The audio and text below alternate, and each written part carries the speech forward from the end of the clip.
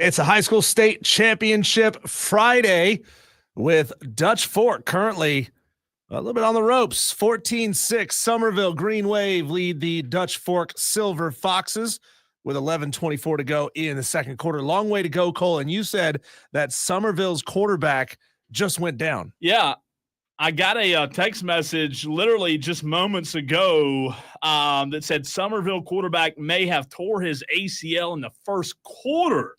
That is horrible news if that's true. But you're right. Somerville leading Dutch Fork, that's a big enough story on its own that Dutch Fork's losing a football game. Do you like, Cole, these games being split across multiple sites? Because it feels like I don't like them on different. You get less of an experience playing at South Carolina State versus playing in Columbia.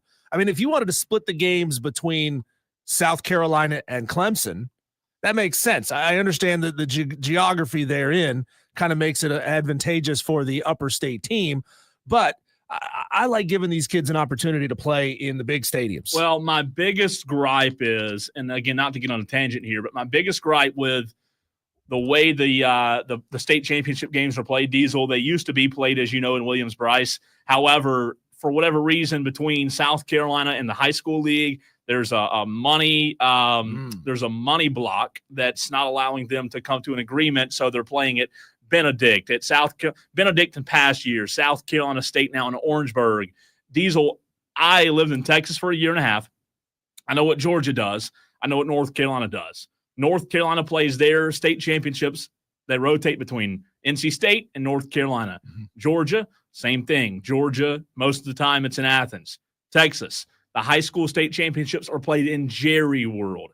And no offense to South Carolina State, but our state championships, these kids right here playing, in my mind, deserve to be playing at Williams-Brice. Figure the freaking money out. South Carolina State, no offense to them, but you're right. It's a small stadium, and you don't have that experience. I called a game, Diesel, in 2016 at Williams-Brice. It was Bowling Springs Dutch Fork, and those kids, the experience you get from playing at Williams-Brice, man, that's my biggest complaint. I mean, at SC State, they're playing in a 22,000 seat stadium, and I highly doubt they're selling even 22,000 tickets for those games.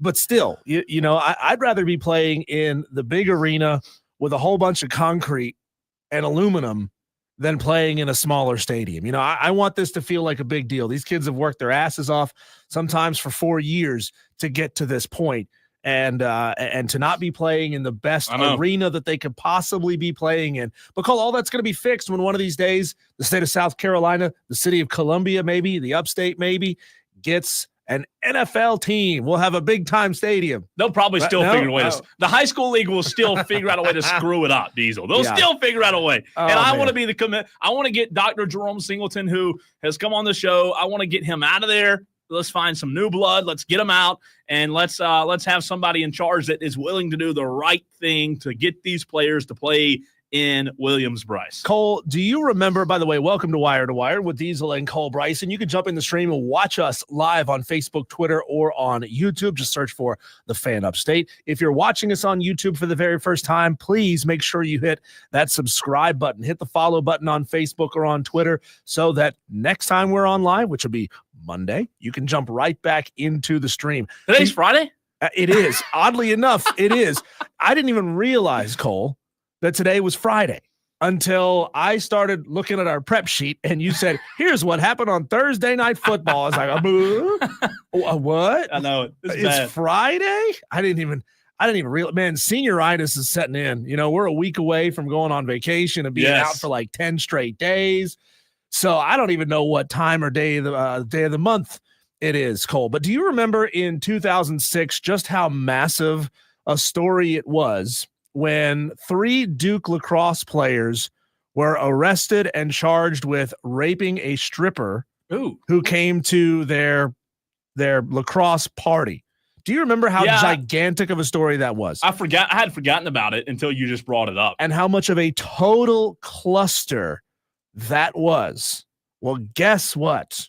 Don't tell me. Crystal Mangum, the stripper who was there that night, went on an interview on the Let's Talk with Kat podcast, which, by the way, how can incarcerated individuals go on podcasts and do interviews. That seems wrong. That seems like kind of doing interviews in jail. Yeah, you're doing interviews in jail. She said that she, quote, made up a story that wasn't true about the white players who attended a party where she was hired to perform as a stripper, quote, because I wanted validation from people. I testified falsely against them by saying that they raped me when they didn't, and that was wrong. So the whole thing was a lie. And she finally freaking admitted it. Now, years ago, this was like a year or two after this whole event went down, the players were declared innocent and that there wasn't enough evidence, because there was no evidence, period, to prosecute these three athletes. But how do you undo the damage that you do to three individuals' lives? And it's still a joke. Like occasionally, Cole, you'll still hear somebody bring up in an offhand crack about, being a Duke lacrosse player and about being kind of a skeezy individual, right? Being kind of that privileged skeezy individual getting away with stuff. But Cole, this woman, again, Crystal Mangum, who is now 46 years old, admitted flat out that she falsified the entire thing. That's horrible. None of it was true. And at this point, Cole, I don't understand how you don't press charges or sue if you're those three players. Like, you can't undo what happened to them. It ruined their college careers. It ruined their lives for a good chunk of their lives. I don't know how it's still affecting them to this day. I mean, I would imagine you have pretty heavy trust issues, and probably need some therapy to figure all this whole thing out, because it got really dark for a long, long time, Cole. Luckily, this was like right there at the very beginning of the social media age, and it didn't get as bad as it would be if that same story happened today. Sure. But I can imagine, Cole, these players, their families, they were getting death threats. They were getting, all kinds of threats of violence and things like that. It just blows me away that this woman finally, it took her, I'm not great at math here, 18 years to admit that this whole thing was a lie. So number one, that's absolutely tragic, right? Not only you use the word tragic if it were to have happened, but the fact that it didn't happen and it was a lie for 18 years, it's even more tragic in a way. So obviously you're right to the ones who were victimized, I guess, that were portrayed as the bad guys. Number two, when you talk about that story, it leads me to the conversation that you and I've had about NFL players and Roger Goodell and how the NFL has handled certain situations across the years from years past about different stories, whether it be NFL players in aggravated assault, domestic violence, whatever it may be. I think you have to think back from this story. You have to think back and apply what happened here with a case-by-case scenario of anything that happens in the NFL or at any level going forward. And what I'm getting at is there's a lot of players, including my Cowboys quarterback, Dak Prescott, including Ezekiel Elliott, Diesel, and I'm wearing a Dak sweatshirt today. There are multiple cases in the NFL where it's happened and players have been accused for all kind of different things. Deshaun Watson. Now, that's a little bit different of a story. Yeah, just pretend for a moment that Deshaun Watson 20 years from now, right? All these women come out and say, we made the whole thing up. We were just trying to go for a money grab. Yeah. I don't know that that's going to be the case, but just pretending here for just a moment. And that's my whole point. Now that this has come out, I hope it does open the eyes of people who are making the decisions of making sure they know all of the details before they jump to a conclusion. Now, if the player's in the wrong, they're in the wrong. It's black and white. There's no question about it, but it's just tragic. I hate to hear stories like this. And man, I hope, I wish this would never happen again, but you just, you can't, that's wishful thinking. Well, it certainly, it points out a flaw in the way our media reports information, right? Like now that we're in a 24-hour news cycle world, every reporter is just jumping in that opportunity to go do a live report on TV or to drop an article on a social media platform or to put up a tweet to say, here's the latest piece of information. it may be a piece of the puzzle. It may be completely untrue. But of course, then everybody latches on to that and they form their opinions based on that. And there's a lot of people who will form an opinion based off of the immediate report. Yeah. And then just shut their brains off and stop listening. And how much of that goes to headlines of articles? Yeah. I mean, even I think on Twitter now, I retweeted something the other day, and when I retweeted it, something came up that said, "Are you sure you want to share this without?" I don't know if I didn't click on it. It was something that said, "Are you sure you want to share this if you haven't?" I'm just paraphrasing. Yeah, I was very surprised. I remember by those. I remember when that started. That started, I think, late during COVID, and there was a tremendous amount of misinformation. And hey, misinformation is relative to your opinion, right? Some people will look at anything and say, "Oh, that's real." And then the other people on the other side of the issue will say that's misinformation. So people could flag an article as potential misinformation. And then it would ask you, hey, we can tell that you haven't clicked on this article. We know that you haven't opened this and read it. Are you sure you want to retweet this? And honestly, I think that's kind of a good thing. It is. I think it's kind of a good thing. And there's a reporter, Cole, that works out of Columbia. You may know him. His last name is Crawford. He and I got into it a couple of years ago when he flew off the handle over a tweet, a link to an audio podcast that we'd put up. And I remember for a fact that this piece of audio was like 9 or 10 minutes long. And his angry, over-the-top retweet calling into question our sanity, calling into question our professionalism came out like 2 minutes after the tweet was posted. So clearly he couldn't have spent time to listen to the entire piece of audio to understand what it was that he was firing off about. Sure. And then he called the station and we had it back and forth. And I said, Brad, you didn't listen to the audio. You went strictly off of what the headline was and you lost your cool. Now tell me, Brad, you're a reporter. You're a journalist. How many times does that happen to you with your audience? He goes, every day. I said, so why would you do it to us? Yeah. Why would you do it to us? That's right. That's true, though. It just goes to show how from this story with them being falsely accused, Diesel, all the way to the Twitter articles and everything, even sports-wise. I think it happens more on a political front. Like the station across the hall probably has to deal with it a lot more than we do. But on a political front, it's just like everywhere. It's constant in your face. Sports-wise, usually 9 times out of 10, what you see in the article or what you see in the headline is actually true. I do appreciate those, to your point about that journalist in Columbia and the confrontation. I do appreciate those who actually read the article, much like, I'm glad you brought that up about Brad, because much like that situation, I did the same thing this morning. In the very next segment, a tease, Will Vandervoort, who is a friend of the show, we have him on from the Clemson Insider. He put something on his website that we're going to talk about in depth in the next segment, calling out Clemson fans. But the article of the headline was very grabbish, right? Like in a good way. Like it was professionally and done well by Will. But a lot of people, without reading the article, could take that headline and say, "Oh, Will's calling out Clemson fans for not donating enough money." It happens in sports as well, is what I'm getting at. And by the way, I should point this little piece of information out. Crystal Mangum, the woman who is now admitted publicly for the very first time 18 years later that she fabricated the entire story about the 3 Duke lacrosse players raping her.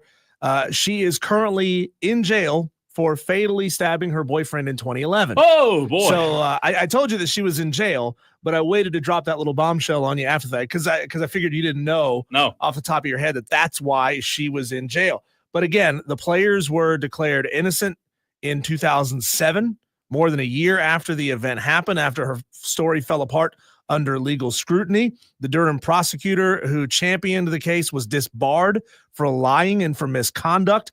But at the time, prosecutors declined to press charges against her for the false accusations. So to your point, and you brought it up earlier about the way Roger Goodell in the NFL has handled situations like this, that's been one of my biggest issues with the NFL is that there's this pendulum swing of how they handle big scandalous stories, no matter what the exact details are. In one situation, they will come down with a hard hammer. In the other situation, they'll basically let somebody off with a slap on the wrist. And then the next one, they're going to lay the hammer down. And the next one, so it's just a back and forth. And most of the time it's because we don't have all the information yet. The court of public opinion essentially makes Goodell and the powers that be feel like they have to lay the hammer down a lot of the time, so that they they're not also like hit by the court of public opinion saying, why are you not doing enough? Why are you not doing more? Why are you not hitting these guys harder? They're obviously guilty. Well, these three guys were not guilty, but it ruined their lives. And that's the bad part. Like even as Roger Goodell, the commissioner of the NFL, Diesel, what do you do? How do you handle your job if you have an instance in a case like that and the news doesn't come out till 15 years later that they were lying about the accuser and you've already punished them, just like the Duke situation? It's awful. It's awful that you know what it all comes down to? It's terrible that people would lie in a situation like that for a money grab or a fame grab, whatever it is. I mean, I don't know what the intentions are. It all comes down to there are bad people in the world. There are, I can't say that word, but there are bleepy people in the world. And sadly, that's just the reality of it. And until that changes, and that's never going to change, but it's so sad. I hate to see it. Cole, just a little note for you guys. We're going to get into this also in the 420 segment. We had a little oopsie whoopsie and did not get your upset picks for the first half of bowl season this week. So we're gonna make a little change up because of holidays and vacations. We're all busy. We're gonna compact all of our bowl season picks into next week on the show. So Monday, Tuesday, we'll do the pre-Christmas bowls. Wednesday, Thursday, Friday, we'll do the post-Christmas bowls. So next week, you will be getting in 2 upset picks. God. One on Monday, Tuesday, one on Wednesday, Thursday, Friday. That's going to confuse everybody. But I'm sure it will, but it's okay though. It's your job to Tolo. That's right. We had a lot of people complaining. Oh, last week we didn't know that. Tolo. Turn it on, leave it on. Yeah. Hey, Brandon brought this up before we run to a break. Brandon on the Facebook stream, he said, did you see the video Brett Favre and Mark Gistana? I don't know if I said that right. Have you seen that yet? No. So basically what happened was, Brandon, correct me if I'm wrong here. I think this was over the weekend. Let me guess. Brett Favre is delivering like toys to an orphanage? No, it's not a good story. So Brandon says, I think the correct pronunciation is Gastonu. Maybe. He says, I have no idea if that's right. But anyways, this defensive lineman, and Brandon, tell me if I'm telling the story wrong or call in one, but there was a sack record that Gastanu, if I'm saying his name right, Diesel had. And Michael Strahan took that record by 1 sack. So Michael now has that sack record by 1 sack. Okay. And Brett Favre, there's a play. You can see the video of it online. Brett Favre was in the pocket. He rolls to the right. And I don't know if it was a mutual agreement, but Michael Strahan was coming, and Brett Favre just fell. I remember. I'm aware of the story, but what has come of it since? So recently, I don't know. The Michael, was that his name, right? The Mark guy who was the sack leader until that happened approached Brett Favre at some convention the other day. And they thought it was like a joke. They thought like he was being funny about it, but he walked up to Brett Favre and he said, "Hey, I want my sack back." And Brett was like, just kind of caught off guard. And I think he kind of made light of it. And he said, "I want my sack back." And Brett Favre said something like, "Well, I can't take a sack today. You'll crush me," or something, trying to make it funny. And he was like, "No, I'm serious." And it didn't get like confrontational, but they had to pull Brett Favre away. Wow. Because of this guy wanting his sack back. It was awkward. This is like Eastbound and Down, where when Kenny Powers has to throw a ball to the batter at Ashley Schaefer Toyota. And we don't know, like, I don't remember Michael Strahan and Brett Favre whenever that happened. I don't know if it was a mutual agreement, like a respect thing that I'm going to follow. That way you can have the sack record. I don't know if that's the way it happened or not. I think that's the way it's perceived. David says that's right. Yeah, he was serious. He was upset. Was it Strahan's very last game? It might have been. Like, why not play one more season or one more game of the next season so you can get a sack and then retire? It's a good question. It may have been. So, okay, here it is. That's how I felt watching Kobe's last game when everybody just got out of his way and let him score. I'm like, this isn't right. And by the way, Michael Strahan and TJ Watt both share the record now. But yeah, it was let's see if I can see the year here. They've got the game, the video clip, and is that early 2000s? When that happened, but Brett Favre came out on Twitter and put out a statement about it.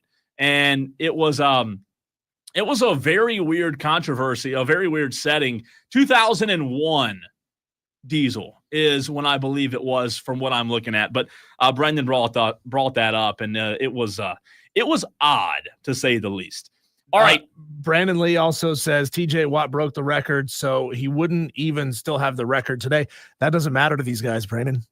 That doesn't matter. Pride and thinking that this thing was stolen from you. He was so mad. I mean, I get it. I get it. This is pride and ego, my friend. He was butthurt. I'm sure, Brandon, you watched episodes of Buried with Children, and we all know what Al Bundy used to brag about all the time.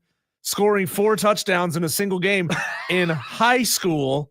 So you're telling me that a professional who held the sack record isn't a little bit burned up by somebody effectively giving away his sack to break his record? 1, 2, 3, 4, 5 texts have come in about it. Texter says Gastineau pronounced Gastineau. Okay, so it's Gastineau. CJ from Greer also got in on that. Tron, I don't believe you're Tron says Navy over Army. No upset pick, but you can still get. You got to wait till Monday for that. Let's see. Texter says the interaction with Brett Favre happened years ago. The documentary about the New York Jets exchange with the guy only came out a few days ago. Oh, really? So it was a few years ago, and they just now put that out. I did not know that. It's good information. See, that's why texters, y'all are the best. Texter says TJ Watt. Yeah, it does. TJ Watt tied Strahan's 22.5 of the 3. Only Gastineau admitted to using anabolic steroids was a single season record. Let's see. Another texter talked about the roid user. So he says crawl back into retirement. Yeah, if you use roids, go back home, man. Don't complain about the sack record. All right, Diesel, we teased it. Will Vandervoort put an article on the Clemson Insider yesterday evening or this morning. Let's see. It was actually yesterday evening when he did this. And the headline of the article reads, "It's time for Clemson fans to step up on NIL." What did Will Vandervoort mean by that? We'll get into that next.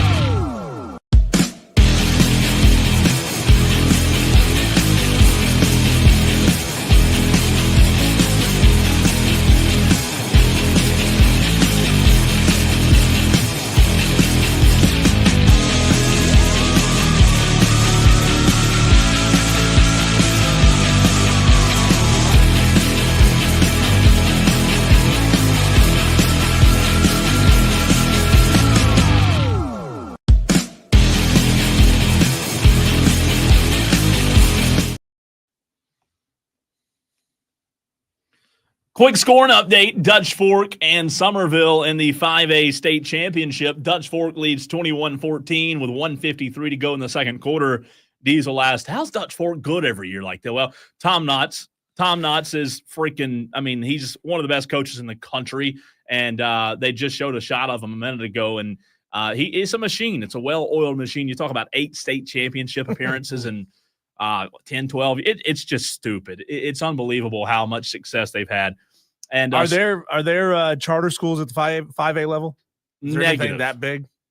Negative. Do you think a charter school at the 5A level would be able to knock him off and what they do? Well, Gray Collegiate is, and somebody will correct me if I'm wrong here. I think Gray Collegiate is 4A and Oceanside, obviously 3A. It depends. It depends on where they're located, what kind of athletes are getting. Yeah, it's possible. I don't like it.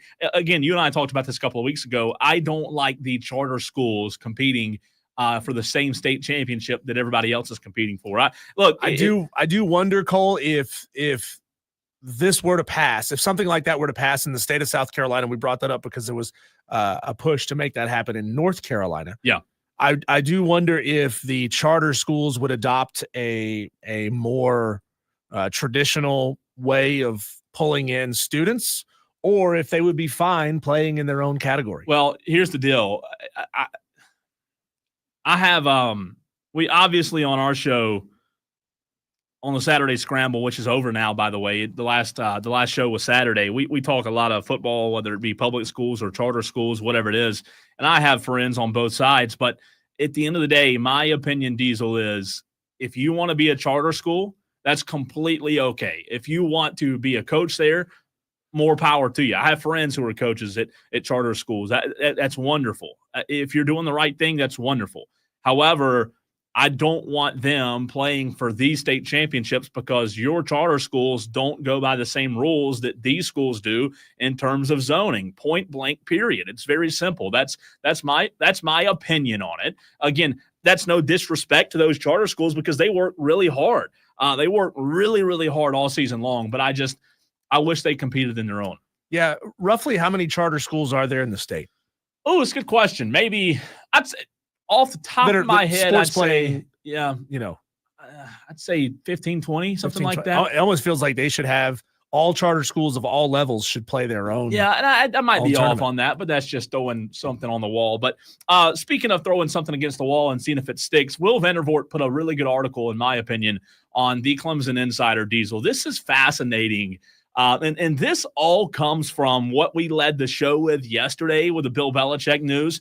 Will Vandervoort, the Clemson Insider, and again, Will's a good friend of the show. We have him on. He does a really good job at what he does for the Clemson Insider. But Diesel, he put an article up, and the first part of the article talks about Bill Belichick. Here's what it said. University of North Carolina made a big statement on Wednesday. For the first time in this writer's lifetime, they made a serious commitment to football.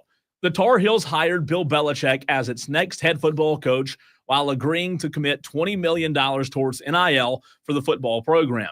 Not included in that is the $20 million plus rev share that goes into effect next summer that they'll use on football as well. Belichick also went and hired Michael Lombardi to be his general manager, and he plans to run the football program the way he did the Patriots. All of a sudden, UNC went from a middle-of-the-pack ACC school to a program that is going to be a major player in college football. If you don't believe it'll work in Chapel Hill, then go look at what's happening in Colorado. Will goes on to talk about Diesel. Clemson, outside of the men's basketball program, is not raising the funds needed to be competitive with many of the elite programs. Yes, ITE and the 110 Society are finally working together, but there's a lot of work needed to raise the funds to allow Clemson to compete at the highest level. He talks about the 2025 recruiting class being ranked number 27 in the 247 Sports Composite rankings, the lowest recruiting class since 2010. Diesel. Will finishes by saying it's simple. It did not have the necessary funds or use the funds to lock up some of the country's top talent, talking about the 2025 class. This likely will be the case during the portal season as well, but there's time to fix it, and it starts now. If Clemson wants to continue to compete at the highest level in college football, It has to start now, and it starts with you, the fans. So Will Vandervoort putting the fans on notice that they have got to up their NIL game. Diesel, your reaction to what you just heard? If I'm a Clemson fan and I'm a diehard football fan, why would I donate money to an NIL collective meant to get players out of the transfer portal and high school commits when I believe whole hog that Dabo is not going to use my money for that? That the program, I mean, like, why? It feels like I'm just throwing my money down the toilet. If what our program is built on doesn't believe in using those funds for that reason, then why should I send my money in for that? Ooh, that's a good point. Is that I would rebuttal your thoughts with, well, is that going to finally change? Is Dabo going to finally start using the portal? And he's hosting one guy from Purdue this weekend. I think if you saw Dabo pull in a skill position player that you knew you had to give him a lot of money, fans would be more willing to put more money into the pot and say, okay, well, you were willing to spend what you had to spend to get this elite wide receiver, or this elite running back, or whoever it is. You're willing to spend that money on this guy. I want you to go get more of those guys. So I'm going to put more money in so that you can go get not just the running back, but the running back and the receiver, or the running back, the receiver, and the quarterback. Here's the question that comes to mind as I hear you say that, and as I read an article this article from Will Vandervoort. Does what North Carolina did with hiring Bill Belichick and committing the millions of dollars to NIL, does that strike fear into Clemson? Should. It should. Gosh. It should. Look, help me out here. I know Clemson has a big time engineering department. What other big salary jobs does Clemson regularly churn out? And I ask that because I genuinely don't know that much about Clemson's academic curriculum, but I do know that North Carolina has a med school and they've got a law school and et cetera, and they're pumping out 6-figure alumni every single year. Yeah. And those alumni love their basketball program, and that's great. But they also want to finally be successful in football. So now you got 6-figure or even 7-figure alumni at North Carolina saying enough is enough. We're going to throw some money at this thing. I'd say doctors and nurses are probably up there, but not in the way that North Carolina. I don't know. You know, it's just a different game up there in terms of the money. Well, we could talk for an entire hour about what the University of North Carolina does to prevent smaller satellite schools within its system from starting graduate degree programs. Yeah. Because they shut that stuff down. They don't want to let UNC Charlotte start a graduate program and have big donor and high tuition students. They want to shut that down and pull all that stuff to Chapel Hill. As a matter of fact, UNC Charlotte a couple of years ago, Cole, wanted to start. I don't remember what the program was. It was a hoity-toity degree program. UNC shut that down, and they planted their own UNC satellite campus in Charlotte to allow students to come to UNC Chapel Hill in Charlotte so that Charlotte couldn't have that program. And by the way, it's halftime, Dutch Fork, Somerville, Diesel. Look who's on TV. Look who it is. Wow, it's Melissa Level from Ingles. How about that? Or the halftime report. I love it. Outstanding. She's always, you say it in your live reads all the time, they're always supporting high school. Look at that. Ingles at the halftime show, the literal halftime show sponsored by Ingles. So if that doesn't show you what they do for high school athletics in the upstate in Western North Carolina, that's awesome. But, you know, I do think, you know, I think Will's 100% right by writing this. I really do. I think that you're seeing Clemson up their game, but like, is Clemson upping their game enough? Here's something really interesting, Diesel. An anonymous donor at Clemson pledged an initial $3 million contribution recently to emphasize the IPTAY and 110 Society points program. The incredible generosity from that is just a start of so many that have stepped up, says Will. But Will also says the opportunities are still there. Clemson people need to act on it and do not stop on June 30th. Keep giving for NIL. Clemson will need it. Will says, and this is interesting, if the 22,000 IPTAY members gave an average of $1,000 for NIL, the Tigers would have $22 million and be ready to compete at the highest level. Will says NIL's not going away. The more money Clemson has for NIL, the better chance it has to compete. Here is my takeaway, my issue with what I read. Not from Will's standpoint, but from Clemson's standpoint. And it also, Diesel, ties into what you said about 5 minutes ago. If Clemson, if their guy and Dabo Swinney has for years now talked about how he's not going to use the portal, right? He's been against the portal.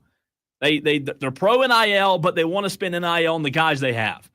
If the mantra and the ideology at Clemson is against all of that, how are you going to successfully get your fans and donors to get on board and give $1,000, $22 million to NIL so you can go out and get, because you said it earlier, that money might not be spent in those areas, but also to expand on that, Diesel, Clemson fans, because of what Dabo has said, Clemson fans may not be willing to give to NIL because they're not going to stoop down for NIL in the portal. The guy they trust to run the program actively dislikes NIL. Why should I give money? Because there are a lot of Clemson fans out there beating that drum and regurgitating everything that Dabo has to say. You know what, guys? We want people who want to be here. We need a different kind of guy. We don't need those kind of guys. We like the players that we have on our roster. We'd rather develop the guys that we have on our roster. We trust our evaluation process. These are all the things that Dabo says, and these are the things that Clemson fans regurgitate every single time we bring this topic up, Cole. So they've been taught. They've drank the Kool-Aid to say that NIL is bad. It's scary. We don't need it here. We can win because we've got a better coach than everybody else. So they've been taught for 5-6 years now that they don't want to have anything to do with NIL. Diesel, before we run to a break, I want to shout out John Dog. John Dog just sent me this on Twitter. A picture of him and his wife on the stream you can see at the Trans-Siberian Orchestra concert that starts here in about 20 minutes. He says, Cole, thank you and Diesel for the opportunity to win these TSO tickets. It's going to be really fun. How about that? That's awesome. Look at John Dog. He's about to be having a lot more fun than we are. That's the only one I know. Can you name another one that goes Wizards in Winter? I don't know. I don't know. It's a shreddy guitar song. Yeah. I think no. I think I have heard that one. The only one I know is dun dun dun. Was it Carol the Bells? Carol the Bells. Yeah, that's not their song, but hey. But do they play it? They do play it. So and they rock it out. If I went, that's the only one I would know. I mean, the rest of the time I'd be clueless. And this is like a 2.5 hour show.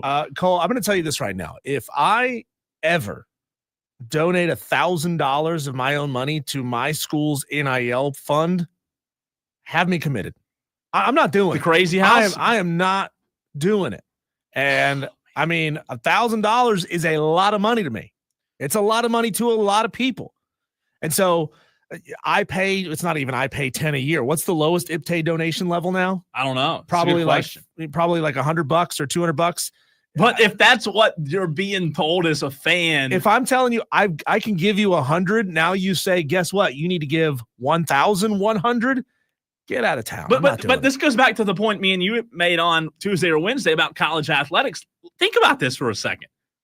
We're to the point where it's on you, the fans, to make your program successful. Think about that. And you got fans telling other fans that if you're not giving as much money as they are, then you're not a very good fan. But y'all wanted it. Y'all are okay with it. Yeah. Y'all are good with it. Let's go NIL. Let's go give them $45,000 a month. Come on, man. Get out of here with that. When we come back, Cole, I'm going to make you answer a very tough question. A very tough question. If a legend on your team is declining at the end of their career, would you rather just take him out back and do an old yeller, or let him decline? That's coming up next on the Fan Upstate.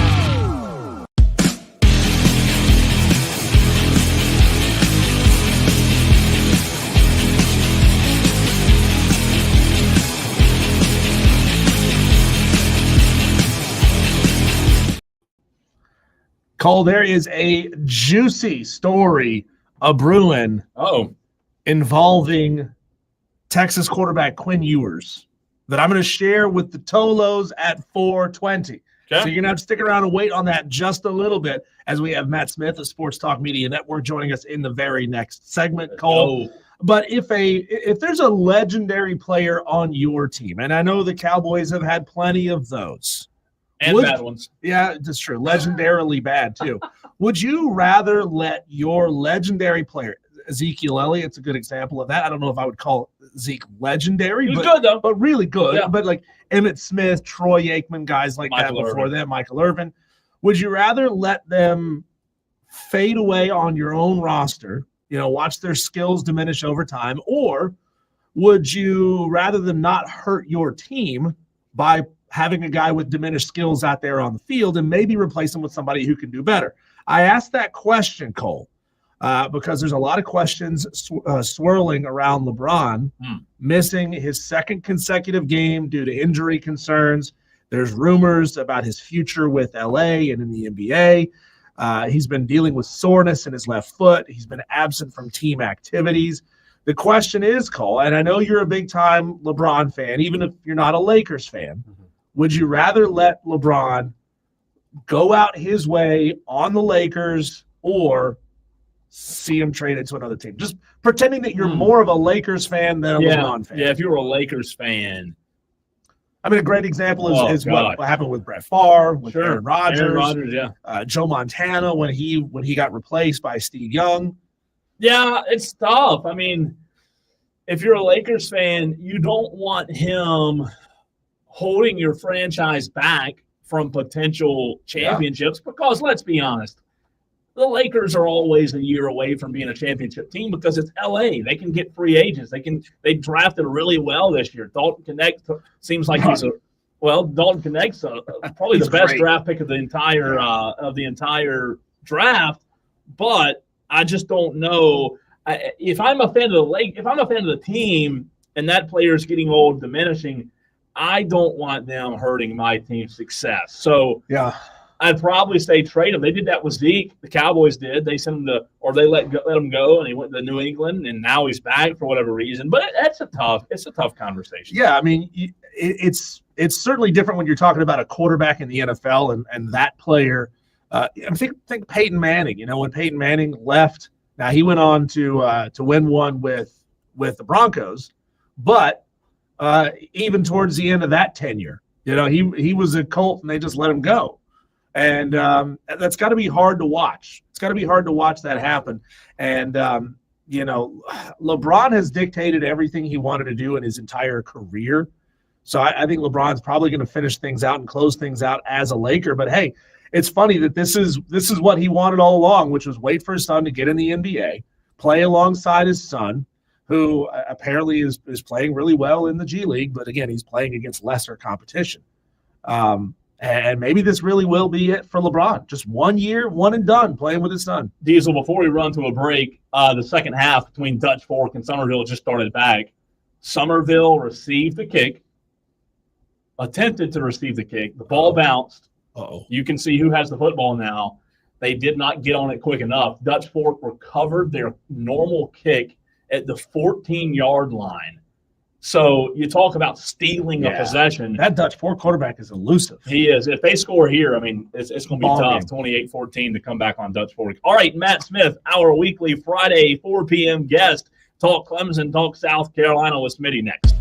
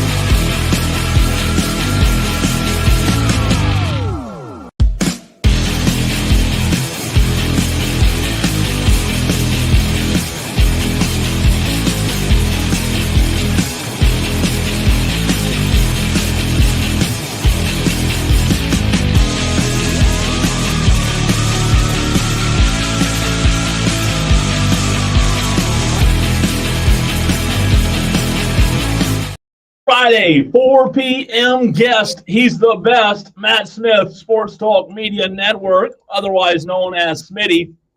Smitty, we're going to start today's interview with the most serious question, the most important question we've ever asked you, as you always graciously join us on Friday afternoons. But today at 5 o'clock, we're doing round 3 of our Christmas movie challenge. We have a bracket. We are in round 3, 4 teams or 4 games today. Here are the remaining Christmas movies. Frosty the Snowman versus Jingle All the Way. Home Alone versus Christmas Vacation. A Christmas Story versus Bad Santa. And Santa Claus 1 versus The Grinch. Who is the odds-on favorite in Smitty's mind that will win the Christmas movie bracket challenge on Wire to Wire? Well, this is always a fascinating discussion. I'm glad you've brought something like this to the table. A lot of people, they're bored with things like, I don't know, the war in Ukraine, tax structure in the United States, and you're bringing to the people the real hard-hitting questions. Right. Something that, and it's important. It's important in conversations like this. We keep our heads about us. Don't start a pub brawl over this. Now, so it's 2 different questions. If you ask me my picks versus, what I think will happen, like I think, in brackets like these and when you do the best band of all time, the Beatles usually win, but I think there's an argument to be made for Led Zeppelin. So for me, when you say Christmas movie, every time I watch A Christmas Story, I come away thinking that's as good as it can get in terms of storytelling, hitting the nostalgia, covering the bases. You can watch it with the family, but it's also edgy. I love A Christmas Story. I think that's absolutely the best. But I don't know your audience. Maybe they're going to like Bad Santa. It's very funny. See, I think Christmas Vacation wins it all. Oh, Christmas Vacation has a chance because that's another one that carries a wide appeal. That's pretty interesting. I think that's got a real chance to. The Grinch is great if you watch The Grinch, the Jim Carrey Grinch. And I don't know how Jingle All the Way is still alive. I feel like I don't know which official was paid to get Jingle All the Way this far. That is the 16 seed. Well, there must have been some significant injuries. Smitty, it was up against the Santa Claus 2, and these were submitted by our listeners. Mm-hmm. So the sequel, usually not as good as the original. And the Santa Claus is still alive in this thing, and believe it or not, Santa Claus 2 and Jingle All the Way came down to a dead even tie in the number of votes, and we had to decide it based on who would win in a fight, Tim Allen or Arnold Schwarzenegger. All right. First of all, I agree with your tie-breaking procedures and how they should do things in Congress. But I imagine when you said they were tied with votes, I imagine it was 0-0. Oh, no. These votes, we'd open these up for like 30 seconds. And we had 230 texts in a matter of what? 2 minutes? Yeah. I got to tell you, I'm not going to pull over to vote for Jingle All the Way. I'm not doing it. I love several other ones. I do love Christmas Vacation, A Christmas Story. I'm trying to remember all the ones. Bad Santa's good too, but this is a family show. Don't want to get into that one too much because it's kind of like that's a bit of a frat house favorite, but very, very funny. Well, Smitty, only one movie alive in this bracket challenge has not one but 2 television networks devoted to playing one of these movies on repeat for 28 straight hours. I mean, can you imagine one channel playing it 24 hours in a row, but 2 channels so that if you miss the first half, you can jump back over to the other channel and find the beginning of the movie. It's brilliant. It's brilliant, and it's a part of the tradition in my very own family. So I'm not going to put my thumb on the scale. I'll just say Christmas Story is absolutely as good as it gets. I don't know where are some of the classics. I mean, Miracle on 42nd Street. They've all gotten beat. Yeah, it got eliminated. Wow. Yeah. Wow. Yeah, there's a lot of recency bias going on with our audience. If Tim Allen made it further than Jimmy Stewart and It's a Wonderful Life, then I have to question the sanity of the the votership. Well, we do that every single day. I can promise you that. Matt Smith of Sports Talk Media Network joins us here on Wire to Wire with Diesel and Cole Price. And we had on one of your colleagues, one of all of our colleagues, David Hood of TigerNet, earlier this week, who told us that he was hearing and also having to dispel rumors that Sammy Brown might suit up as running back for the Clemson Tigers because they are so down on talent at that position right now. And I'm just wondering, in your mind, as Clemson is just about a week away from going head-to-head, locking horns with Texas, what wrinkles do you think Clemson could throw in to try to stimulate a run game? Because if they are one-dimensional against the Texas Longhorns, who, by the way, have the number one pass defense in the country, it's going to be a long day for the Tigers. I absolutely agree. Nice pun with locking horns. You're and welcome. I will be in Austin for that one.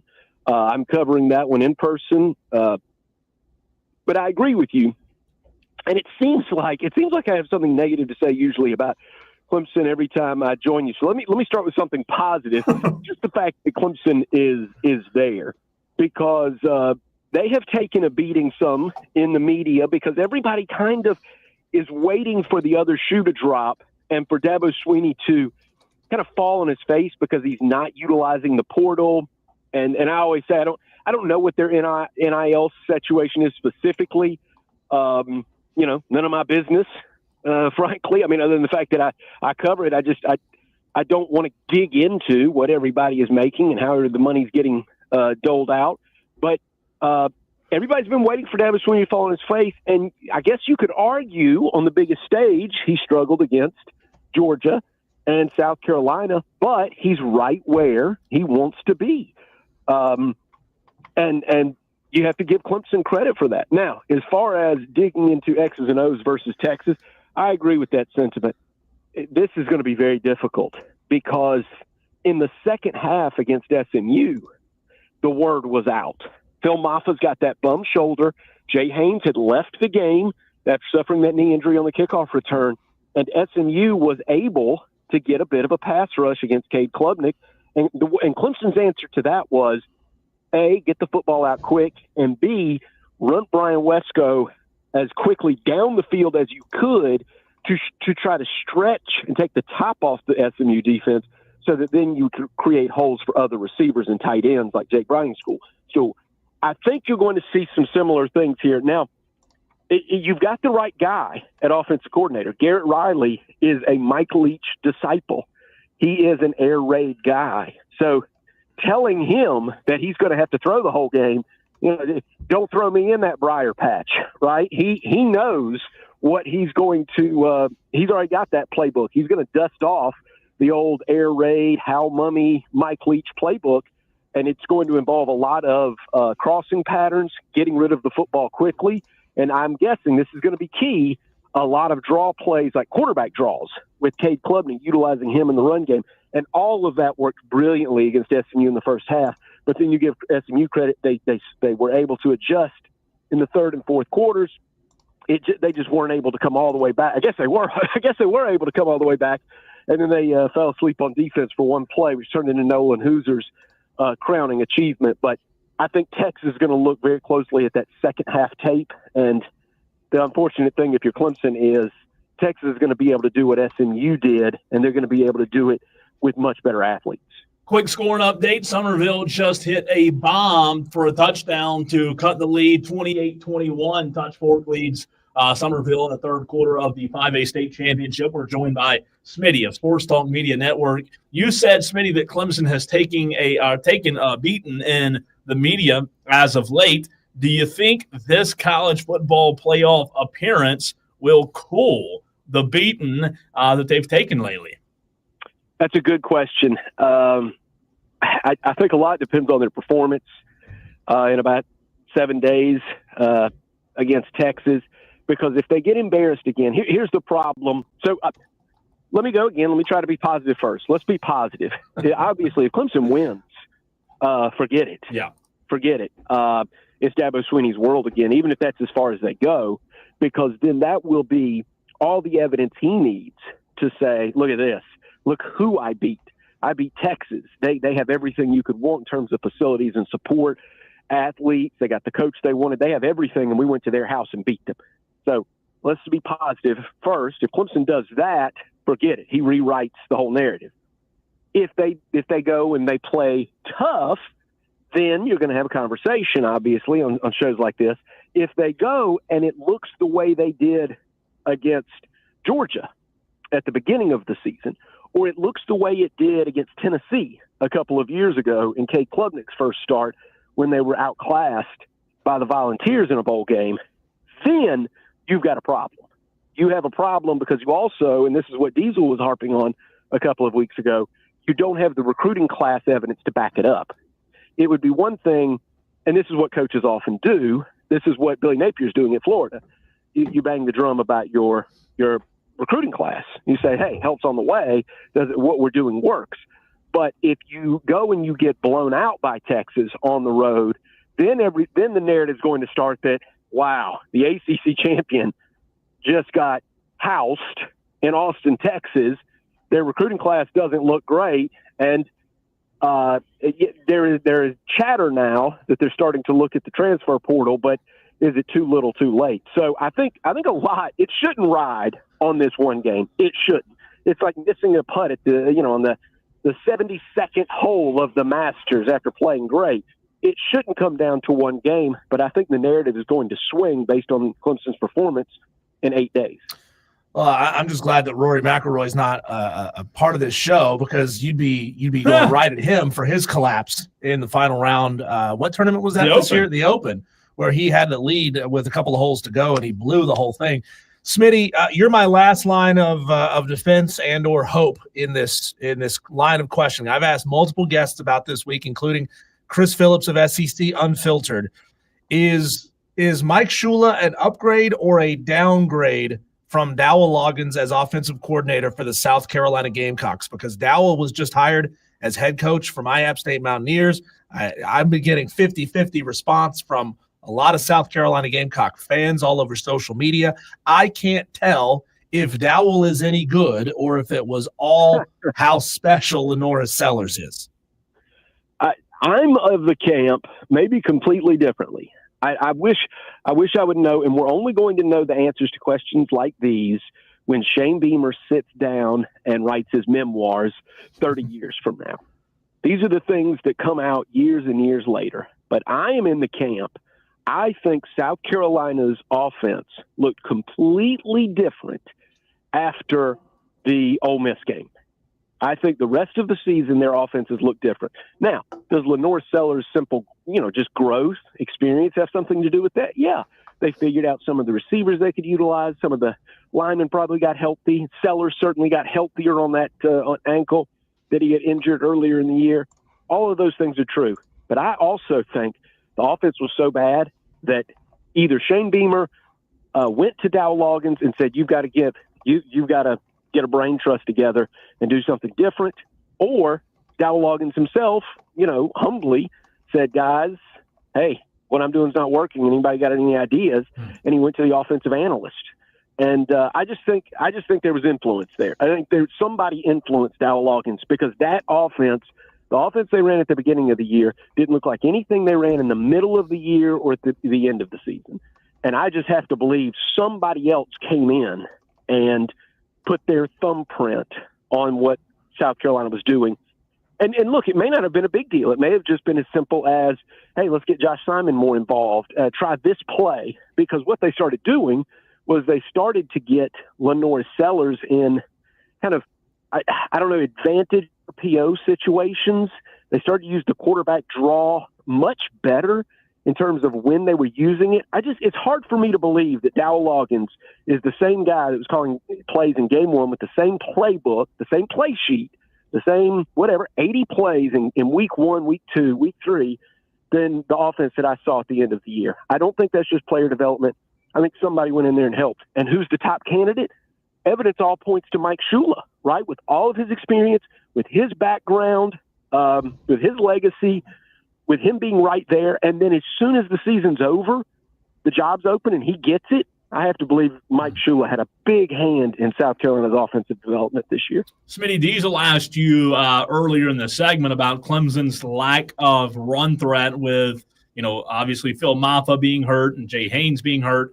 Should you feel sorry for Clemson in the running back room, or do you look at it from a standpoint of, well, when South Carolina had a need at running back, they went out and got the best guy in the SEC in the portal, and they're just fine in 2024. What side do you play there?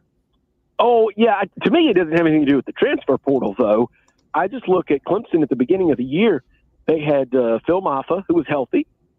They had Jay Haynes, an up-and-comer, and Keith Adams Jr., who we're hearing is supposed to be a really good talent. Doesn't necessarily mean that always translate, but supposed to be a talented player. His father certainly was. So I don't feel bad for Clemson. I think their running back room was just fine. This just happens sometimes, year to year, depending on what college. I mean, Georgia had issues when Trevor Etienne was injured. We've seen this across college football. Your running back goes down, you make do for a little while, and usually you've got about two backups that you trust, and that's where Clemson was. And I think it's just a confluence of events that had nothing to do with the transfer portal or the way Dabo Swinney recruits or any of that. They've got plenty of football players in Clemson, South Carolina. It just so happens that Phil Moffitt was playing on a bad shoulder for the whole season, and then Jay Haynes got hurt in what is essentially an extra game, the championship game. I think if Jay Haynes' knee doesn't buckle on a kick return, then nobody's talking about running back depth right now, because he's certainly a capable backup. So I don't think one has anything to do with the other. This just happens sometimes. They're cluster injuries, right? Sometimes the team loses two safeties. So just cluster injuries, just bad luck. I'm going to ask you a similar question about South Carolina. Is it a foregone conclusion that South Carolina will have to go into the portal for RB1 for next season, or do they want to turn this into more of a developmental style program where the guys that you get out of high school are your guys, and the portal is just there to provide backup? Oh yeah, that's your preference. I think every coach would tell you that you don't want to be at the end of every season looking for a starter at every position, at any position. You don't want to say, hey, don't forget, every year we have to get a middle linebacker out of the portal. You don't want to be in that position. So absolutely, they want it to be a developmental program. What we don't know, and the coaches do, is we don't get to see these guys at practice. What we usually do from the outside, and this is now even writers, because we don't get to see practice. They close the practice even to the media. So even we don't know who the standouts at practice are. So I think we would have to have the answer to that question. Like, how do the running backs look? Raheem Sanders has been injured a couple of times this year. How does the running back room look with Oscar Attaway Jr. or the third and others when the practice is going on and Sanders is over in the side with a boot? How does that look? And they may have said, 6 weeks in, guys, this isn't going to be enough. We got to go to the portal. Or they may have said, I think we're going to be okay. Get a couple of these kids in the weight room, get them more reps. We're okay at running back next year. And we just don't have that answer. We make assumptions based on recruiting rankings. But I think, truthfully, the only people that know are the ones that saw South Carolina practice this year. Smitty, on your trip or in your trip to Austin, you mentioned you are going to the Longhorn State to cover the game. Number one, what are you most looking forward to about your trip to Texas? And number two, are you on the very front row of first class, or are you 2 rows back? Oh, no. I'm having to travel with my luggage in a crate, Indiana Jones style. You driving? I'm having to sneak on the plane. Oh, no, okay. Gotcha. Yeah, no, I'm definitely, and it was not easy to get this flight, popular flight, and so no first class for me. That's how I want to travel, Mad Men style. Mm-hmm. But I keep getting overruled inside the company. Sure. This is how what I want to have happen, and what's happening is different. But I'd rather be out there, drinking martinis and sitting in first class. We're working on it, guys. Well, we all know the reason why Matt Smith doesn't sit first class is because he asks to be put on the exit row, and he likes to have that. He likes to have that charge that if something goes wrong, he can assist the pilot and the crew. He's ready to step up and be a hero, and he's just trying to present himself with an option. I am. I do wear a shirt that says Marshall on the back, but that's just for fun. That's just it's just for show. No, I'm definitely not helping anybody fly a plane. And but I love traveling. I do love to travel and see different parts of the world. What am I looking forward to when I go to Texas? I hate to be negative about this. I tell you what, I'm not looking forward to. I like brisket, okay, but I'm South Carolina all the way. I am pork barbecue, yellow sauce, mustard sauce, period. And then I put some hot sauce on top of that. So everybody goes and they love to get the brisket, and Matthew McConaughey brags about it and everything. And I like Texas. I do. I like Texas and a lot of what they have to offer. But and I'm looking forward to a lot of things. And I hear Austin's a great party scene. Looking forward to seeing all you people out in Austin. But brisket, I mean, I might have some, but I've had it before. I'm going to tell you, it's third place for me. Definitely first place is South Carolina. He is flirting with that line of messing with Texas, Cole. We all know you don't mess with Texas. Oh, hey, bring it on. You guys, Austin's not so tough.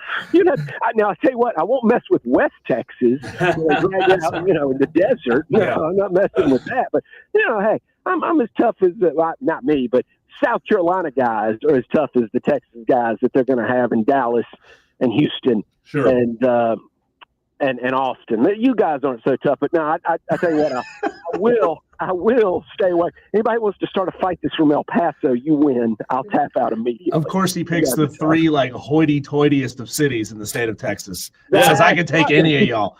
Matt, no, I will not mess with you. I wouldn't fight a woman from San Antonio. God, we're going with the Charles Barkley references all of a sudden. I mean, geez, are they that big? Well, I've never been to San Antonio, and I don't think I'll be able to get there this time. I'm flying into Houston, driving over to Austin. I am really seriously looking forward to a great time in Austin. I've never been there. Been to Dallas, never been to Austin, so I'm really looking forward to it. So I only give Texas a hard time because they talk so big about the brisket. And I'm just telling you, South Carolina food, I've had food from a lot of places in the United States. We got it pretty good here, and I won't back down when it comes to that. Matt, you are the absolute best. A little heads up. Next week, I'm going to be asking you for not one but two upset picks. You can text in the first half of the week. You can text it to me directly. Your pick for the pre-Christmas bowl games, including the on-campus round of the playoffs, and then in the second half of the week, we're going to be taking the post-Christmas bowl games and the quarterfinal round of the playoffs. So just wanted to put that on your radar. We're going to be getting two picks from you next week, sir. All right, wonderful. I cannot wait to hear how far Jingle All the Way goes. I think it's a travesty that this far. I'm going to guess there was an East German judge involved. Yes.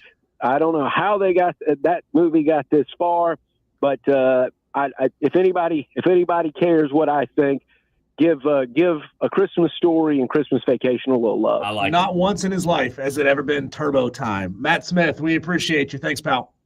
See you guys. That is Matt Smith of Sports Talk Media Network.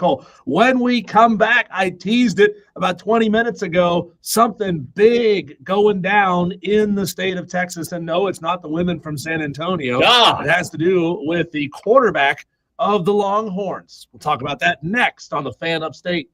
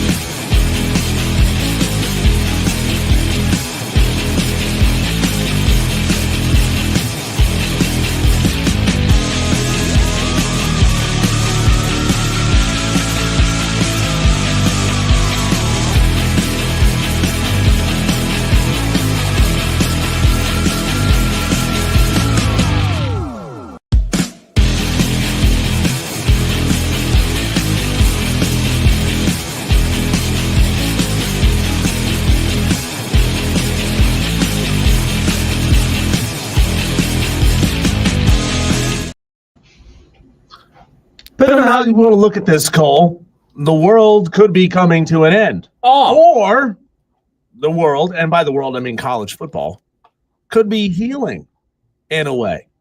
Brody Sheets, an analyst and writer for On3 Sports, head of On3 Recruits for Michigan State, tweeted a story a couple of hours ago, and Bill Bender retweeted it, that NFL scouts have reportedly given Quinn Ewers a draft grade outside of their top 4 quarterbacks. That's not really shocking. We thought probably early season that Quinn Ewers was a lock for 1 or 2, maybe Quinn and Carson Beck. Both of them have had iffy seasons to varying degrees.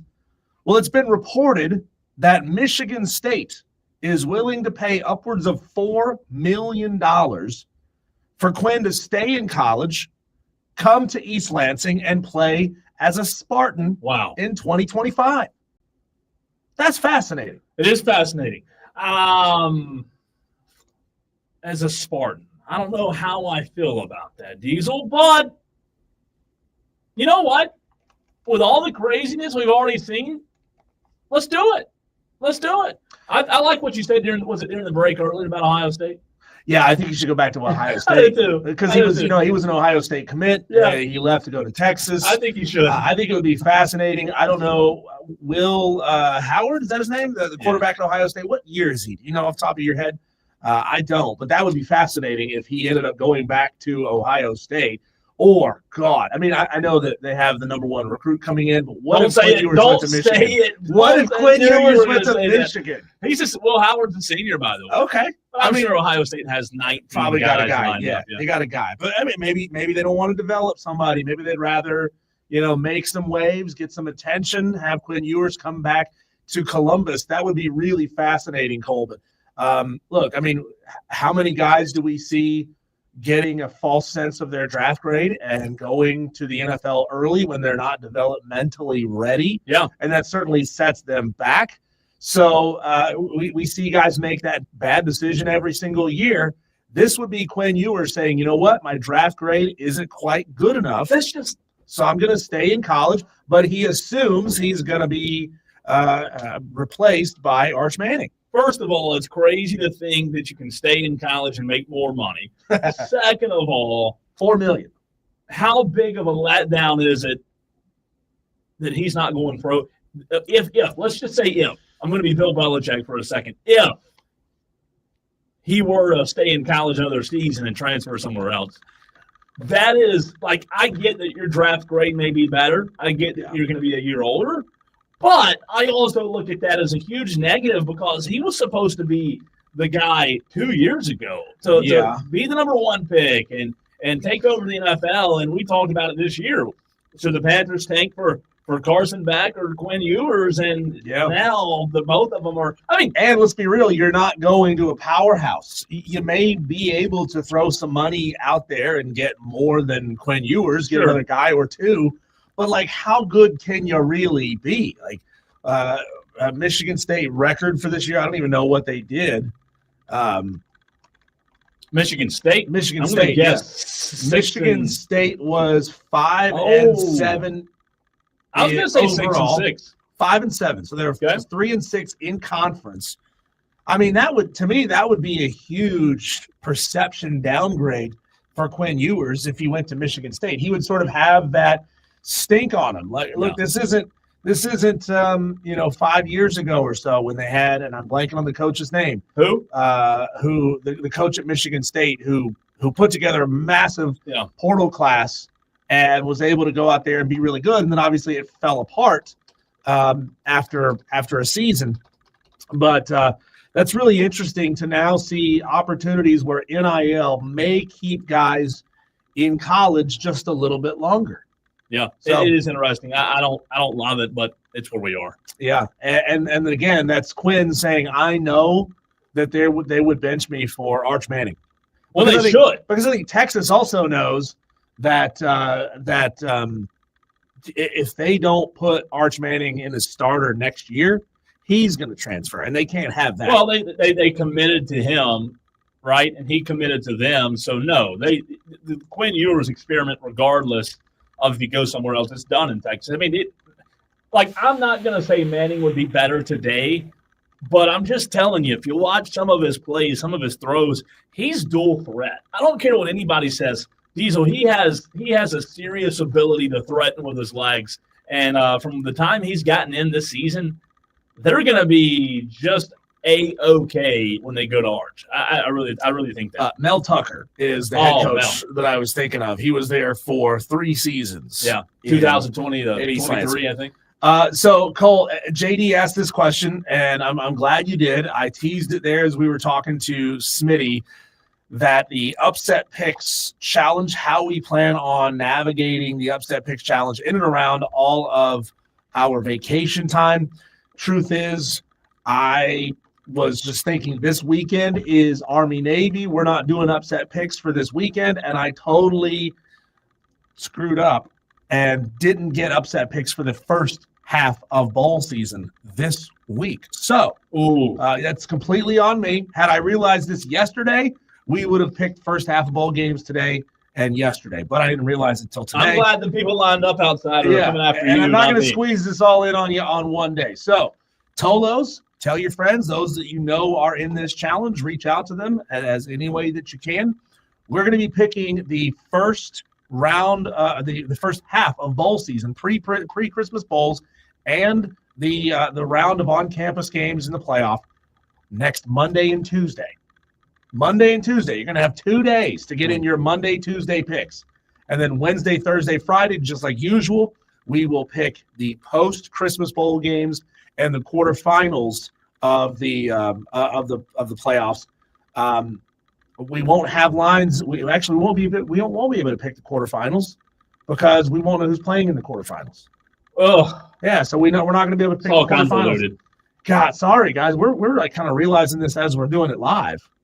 Bleep it, we'll do it live. Yeah. We're not going to be here to get first the quarterfinal games. All right, no more Upset Picks. It's done.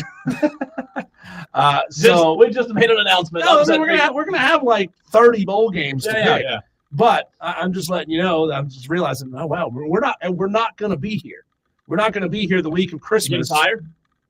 Well, maybe that'd be one. How do you do for Christmas? Bah humbug. Is Christmas next week?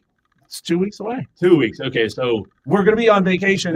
You're starting your vacation on Thursday. That's right. It's next week. Yeah. I'm starting my vacation on the following Monday. Neither one of us is going to be back until you are here on 30th. The 30th. Well, it'll be for 1 day. For 1 day. And then, see, I'm off Tuesday, Wednesday as you are. Yeah. 31st, 1st. Then we're back on the 2nd, right? Yeah. And then all of a sudden, Cole, it's basketball season.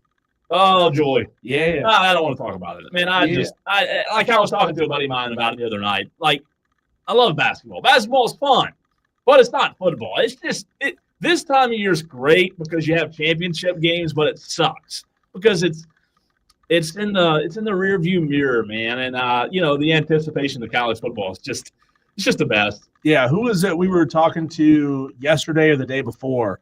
And they were saying, a couple of months ago, when Georgia Tech played Florida State, it was Kelly Ford, and I'm just thinking a couple of months ago. God, that feels like it was like 3 weeks ago. It does. It does not feel like months plural. Though, for those like me who are at the back of the standings in the Upset Picks Challenge, I'm not all that upset about this Wafu. With the Upset Picks. Oh, come on. I'm not upset. No, I'm happy about it. You got to think about the Tolos, not yourself. No. I'm not today. Not today. I'm excited about it. That means I won't have to lose much more. I mean, I finally, by the way, you finally hit last week. Yeah, and we didn't even talk about it. It deserved an entire segment. You're up to 78. Up to 78. Boy, is that not freaking great. I hit on Clemson, which was, 2.5 points, I believe, over SMU. So, yeah, you've got 11.5 points. That's 11.5 points. So in case we never even went over the standings, Cole. Yeah. After last week, this whole like Army-Navy game is messing with my head. It really is, and we didn't get a chance to do what we normally do during the week, which is go over the standings.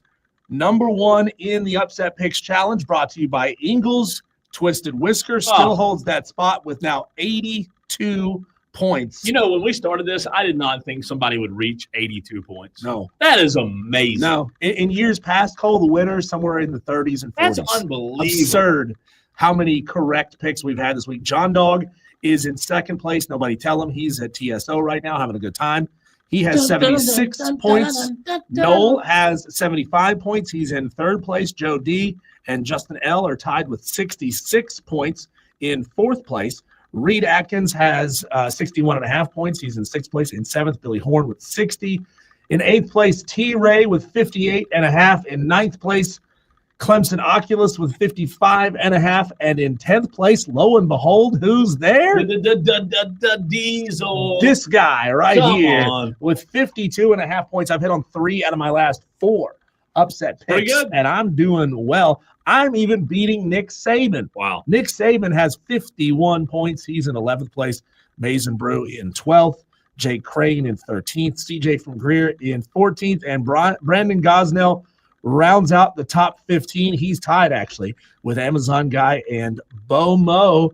And Harold, who says next year is his year. He's going to win it all. He is in If he's 28th alive. place. Oh, That's what he said. 34.5 He points. said if he's alive. Why you got to bring it up, make it Harold morbid? said if he'll back me up. He said if the good Lord lets me be here next year. I think he said he was 80. Something like that. He'll be 80. He said it, not me. You're getting your ass kicked by an 80-year-old in this challenge, Cole. God. And the 50. I mean, everybody. It's not. You're getting your butt whipped by somebody who remembers the Roaring 20s. Yeah. Because he was there. Joe says, I know you guys have narrowed down your Christmas movie bracket, but did Unaccompanied Minors ever get a nod? That sounds like a different kind of film. I don't know what that is. I have no idea what you're talking about, Joe. Is he messing with us? That's like trying to say Girls Gone Wild is a Christmas movie because one of them was wearing a red bikini. I don't know what movie he's talking about this. Sorry, Joe. I'm not familiar with it. By the way, Christmas movie bracket challenge round 3 today at 5 p.m. But next, Daily Wires getting you caught up on what's happening in the sports world.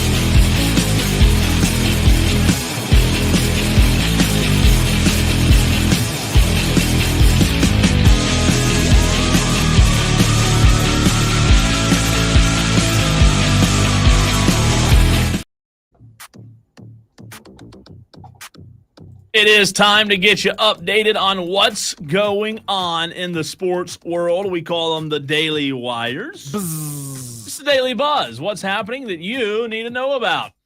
All right, let's start it off with, what should we start it off with today? Let's start it off with the NFL. In the NFL last night, it was a football score that looked like a baseball score. 12-6 final score. The Rams defeated the San Francisco 49ers, who are now below 500. I believe that's just a bad season for San Francisco. In Miami, the Dolphins released wide receiver Odell Beckham Jr. on Friday, ending the veteran's tenure with the team 4 weeks before the end of the regular season. In case you missed it, Diesel mentioned it yesterday. The Clemson Tigers are hosting Purdue transfer edge rusher Will Helt for a visit in the next few days, according to Pete Thamel. He's also visiting LSU and A&M. How about Dabo in the portal, Diesel? Well, the question is, how sought after is this Will Helt?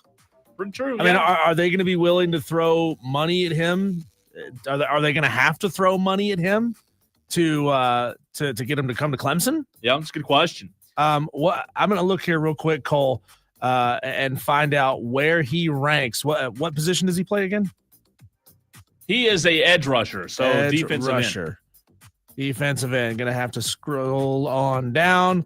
Let's see. Keep scrolling down the D edge. Oh, man. He is not on there. Looks like he is in roughly 1, 2, 3, 4, 5, 6, 7, 8, 9, 10, 11th. He is the 11th best edge rusher in the portal right now. Okay.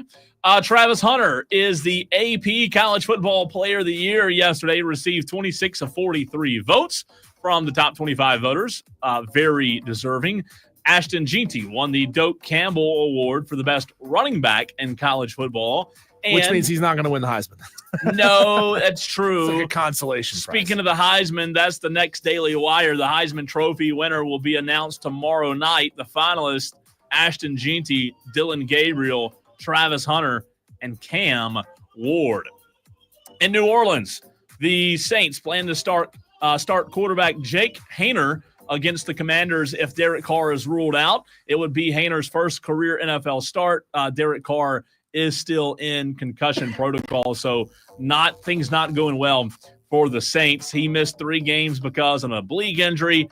Rookie Spencer Rattler, former Gamecock, started, but come on, give Rattler the nod, guys. What are we doing here?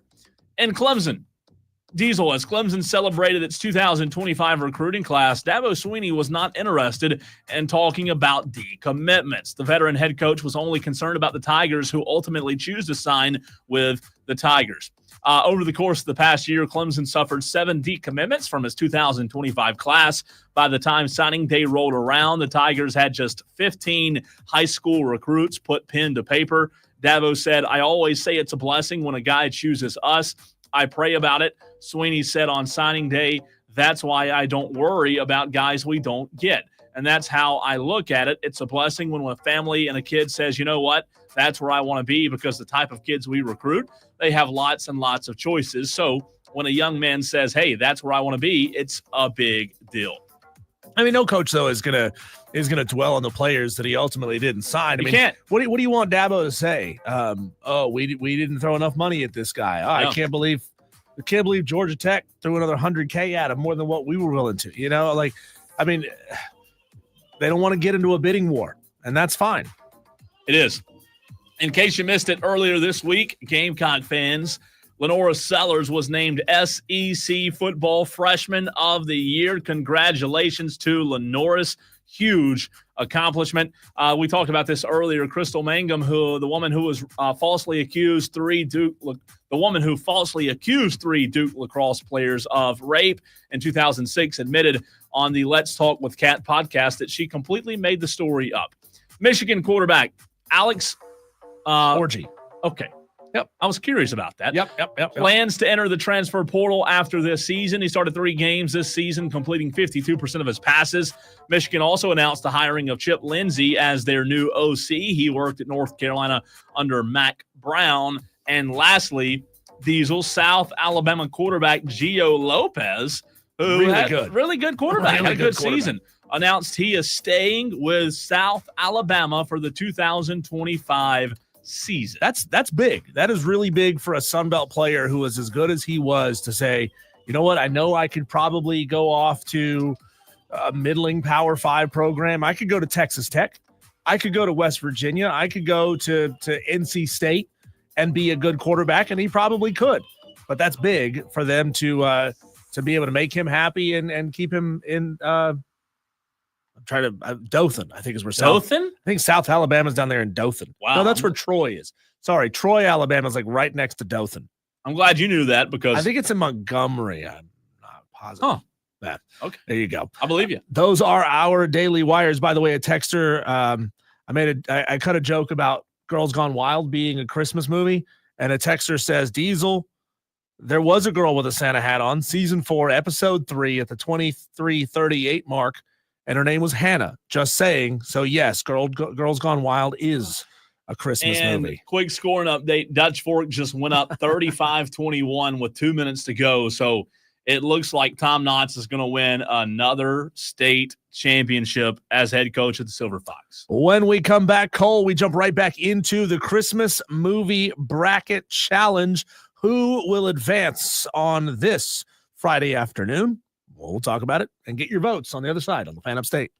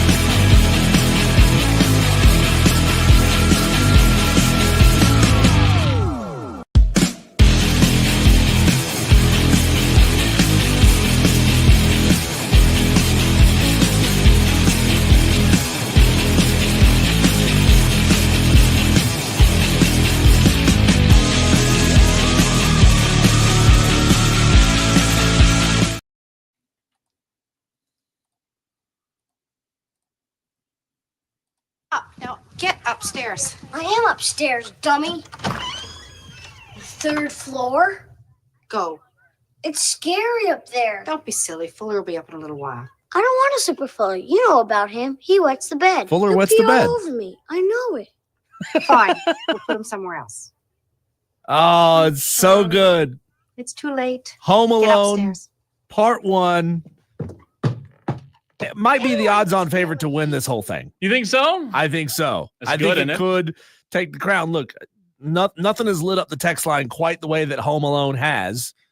It's Wire to Wire with Diesel and Cole Bryson. We are locked in an epic Christmas movie battle, sending, your submissions, by the way, head-to-head. Die Hard has already been eliminated. Elf has already been eliminated, Cole. So many great movies. All the classics like Miracle on 34th Street, It's a Wonderful Life, all eliminated. I mean, there's some recency bias at play here, but it's all up to you, Tolos. You're the ones who are voting on this thing. And today we have 4 epic matchups that you, Tolos, will decide which is the better Christmas movie in, Cole. So 14 movies already getting the axe. yeah, 14 movies eliminated. this is real. So the text line 71307. Remember to start your text with the word fan. And in some of these, Cole has audio clips ready to go. Is that right? Some of them. Some of them, Just not depends. all of them. Yeah, just depends. Okay, Cole, let's start right there in the upper left-hand corner of the bracket. Can we get a little Christmas music here? Little jingle jangle going on. Oh, that's adorable. That's adorable. Remember to text your vote 71307. Start your text with keyword fan. We're going to give you about 30 to 45 seconds to get your votes in, and then we cut it off. Okay? So, Frosty the Snowman versus Jingle All the Way. Frosty the Snowman versus Jingle All the Way. What is your favorite movie? That's a Frosty, I'm not a 1969. jingle- I told you I'm not a Jingle All the Way guy. Really? I can't. It's the 1969 like stop 19 what? motion 69 Okay. animation film. It's a classic. Almost all of us grew up with it, unless you're Harold. Versus Jingle All the Way. Arnold Schwarzenegger, Sinbad, Phil Hartman was in that movie.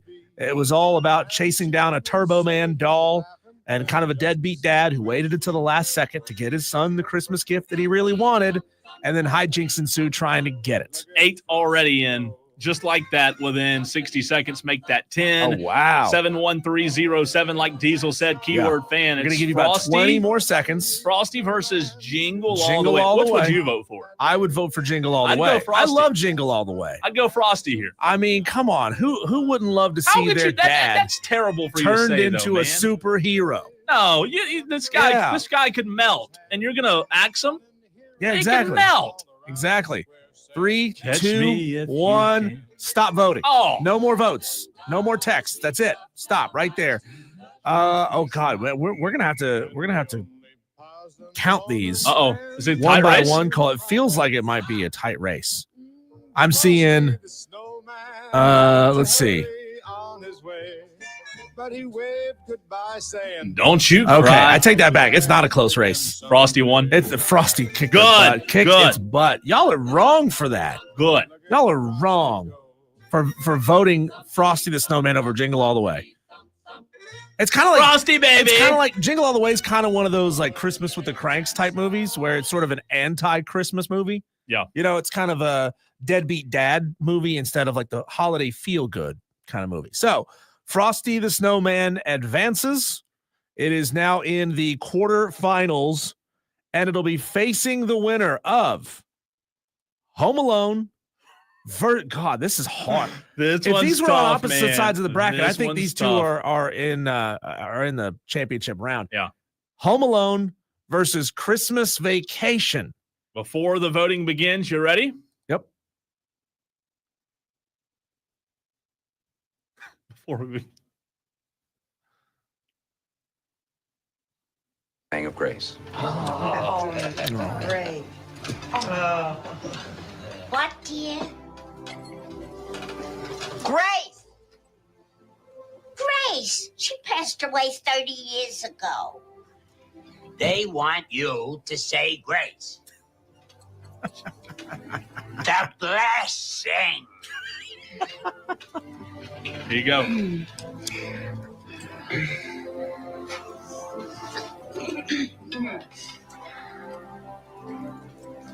Put your hand over your heart.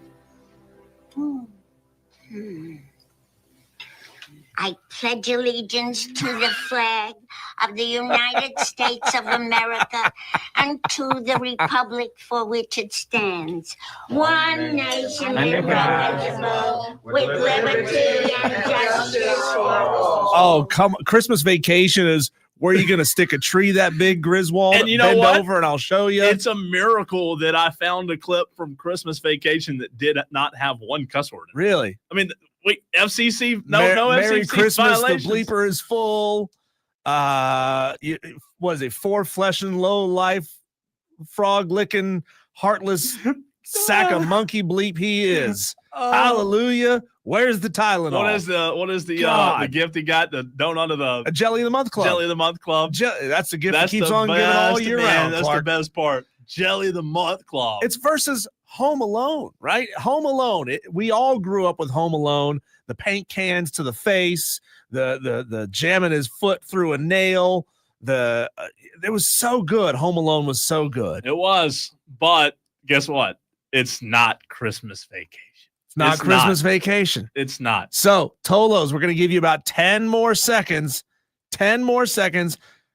Corn Chip says, my wife's stepdad is cousins with the actress that played Cousin Eddie's wife. Interesting. It also had the hot girl in the bikini scene, who, by the way, is a Coppola. That's Francis Ford Coppola. It's like Francis Ford Coppola's niece or something like that, who plays Mary. I don't know about this. TX Experience wouldn't be the holidays if these stores weren't any hotter than they are. That's right. God, that's so good. TX Experience says European Vacation was better. No, shut your mouth, TX. Look, it's a funny movie, but it doesn't come. Them it's driving like the around the fourth circles best in funny. all of the vacation. Yeah, movies. it's not. All right, votes are over. Stop. No more votes. No more votes. No more. And real quick, Dutch Fork is 5A champs. Have you heard How that about before? 35-21 over Somerville. That is the final. Okay, Cole, this was going to be a tough one. I'm going to count the Home Alone votes. You count the Christmas Vacation votes. Yeah, so might need a little bit of a movie clip here to keep us going while we're counting these votes. I'm counting who? You're counting Christmas Vacation. Sorry. Yeah, this is hard to do this live on the air. Frosty the Snowman was a jolly, happy soul with a corn cob. All right, I'm done. I've got mine. Made out of coal. I've got 10 for Home Alone. Frosty the Snowman. Oh, no. You dirty Tolos. How about this? The very... You have 10? Yeah. The very next vote that comes in after 85-21. After 85, besides. The next who's going to win this wins thing? it. The next, what are you saying, basketball? Next shot wins buzzer it, right? beater. It's a buzzer beater, yeah. The next one. Next one after 85-21. Oh, that's tough, man. Let's see. 2-1's the last. 2-1's the last text. Yeah. I'm telling you, I'm hoping and praying this Christmas Vacation, because if it's not, I'm done with it. No. Yes. No. Yes. It's Home Alone. It's Home Alone. No. After 85-21. Oh, crap. I was looking at the wrong one. Well, to be fair, we got 4 votes in, and those are split 50-50. What the crap? God. This sucks. That's why this is such a hard one to I'm pick. done with y'all. Home Alone advances. I'm done with y'all. Home Alone advances past Christmas Vacation. Can you believe that? That is the upset of the century. That's pitiful. That's a big-time upset. That is pitiful. You should be ashamed of yourself if you voted for Home Alone over Christmas Vacation. That's basic. You know, y'all are basic voting for Home Alone. Yeah. Basic. What were you going to say? What was the next word? Very basic. Okay, Cole. God, I'm so mad. Wow. You can't be mad at it. Home Alone is an amazing movie. I'm mad. I'm mad. I'm mad about everything right now. They were the wet bandits in Home Alone Sticky. 1. They were sticky bandits in Home Alone 2. I love those guys. Yeah. Oh my God. Marvin who? Harry? Marvin Harry. They're the best. It's so good. They're so good. It's so good. That does it for that side of the bracket. Okay. Now we move over to the right side of the bracket in the top right-hand quadrant. Those of you who can picture a bracket in your mind, we're in the top right-hand corner trying to figure out who's going to the quarterfinals out of the top right corner of the bracket. And this is another it's a tough one, but I think I know who's going to win this one, hands down, Cole. This is like the 1 versus 16 matchup. In this one, we have A Christmas Story. You'll shoot your eye out, kid. Yeah. Against Billy Bob Thornton and Bad Santa. So A let me Christmas tell you Story this. and Bad Santa. Get your votes in 71307, the best Christmas movie bracket.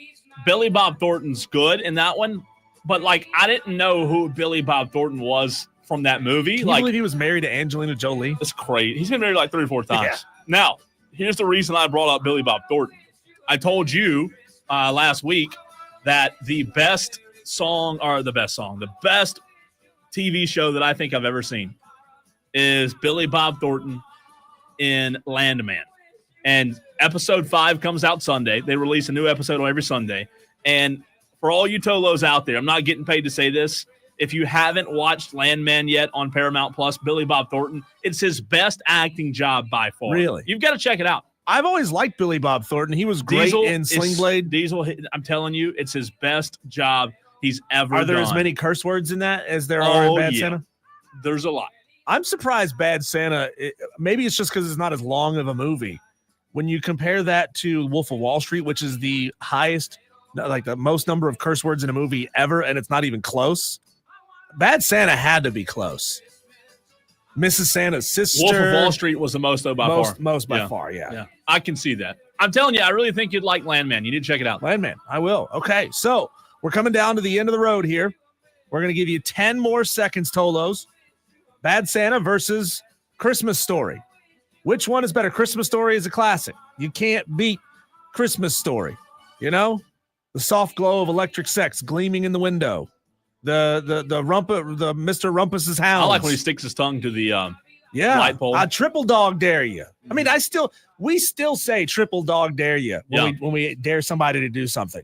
Yeah, it's the best. I mean, look, Christmas Story, Smitty was right earlier. I think Christmas Story's probably up there. Now, I'm done with this challenge because you idiots voted Christmas Vacation out. I mean, that's a crime. We had a texter earlier who said the same thing. Texter says, you Tolos suck. They do Christmas suck. Vacation. And I'm sorry, Tolos, but you suck.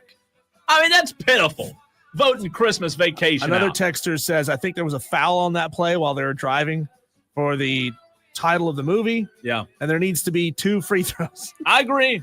Okay, that's it. No more votes. No more votes in this round, Cole. I'm seeing.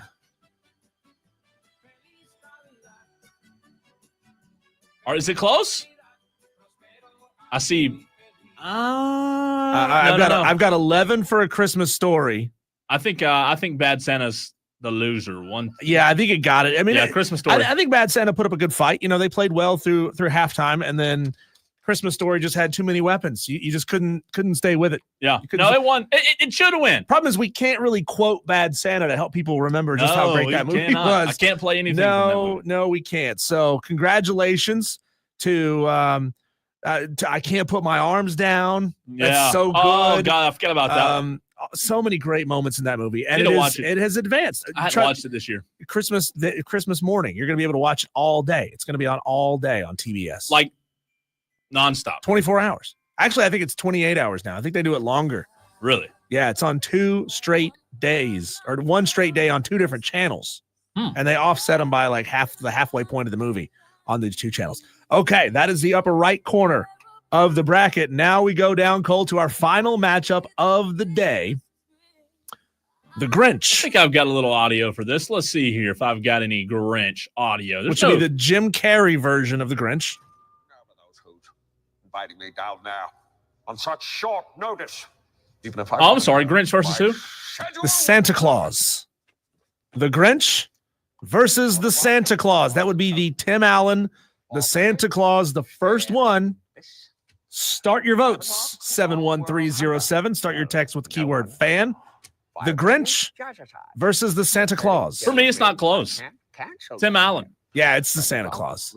Like, Cindy Lou Who, Taylor like Momsen the went on to be a Grinch, famous man. rock star. That's pretty cool, right? That's one really cool thing that came out of that movie is that she went on to be a famous rock star. But Santa Claus is way better, right? It's way in my better. mind. It's wow.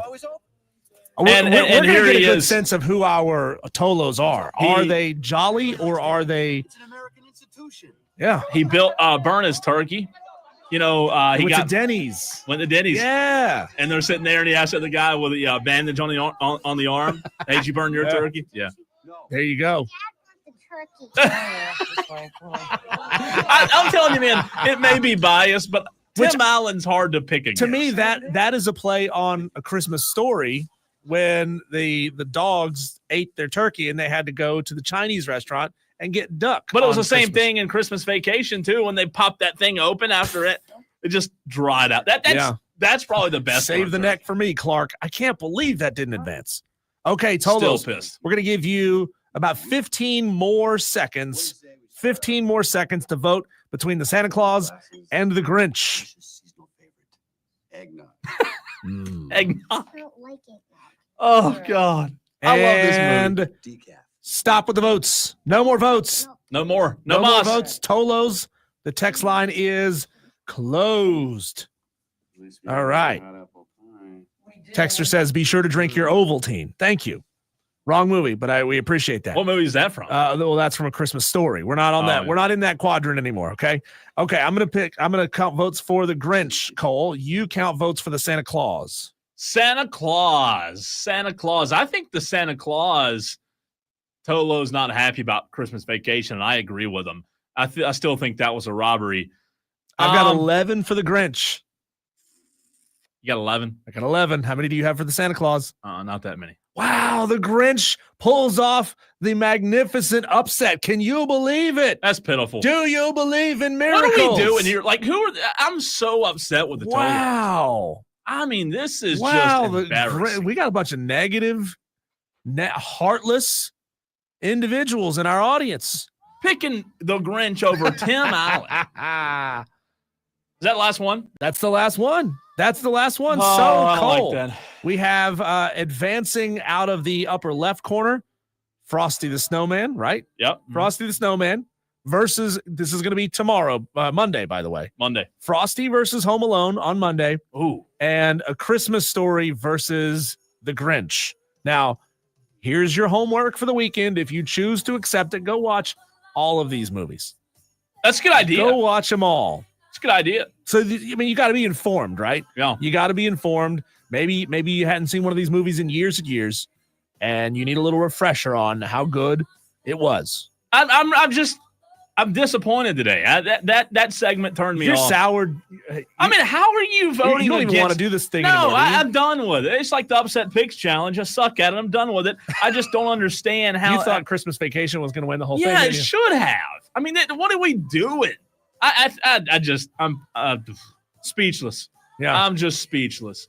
Christmas Vacation's by far the best. And if you Tolos can't figure that out, I'm sorry. Well, there Madcraft you says, go. but his heart grew 3 sizes too large. Which one's that? That's the Grinch. Oh, yeah, that's right. I don't like that one either. I don't like the Grinch. This is- Tolo. Something's going on with him today. All right, in the very next segment, we are going to have Russell Blackston. We were joined by Coach Blackston yesterday. They play for the state championship tomorrow, so wanted to bring that back around to you. It was a different audience in the 6 o'clock hour, so we'll be joined by Russell Blackston of BHP next.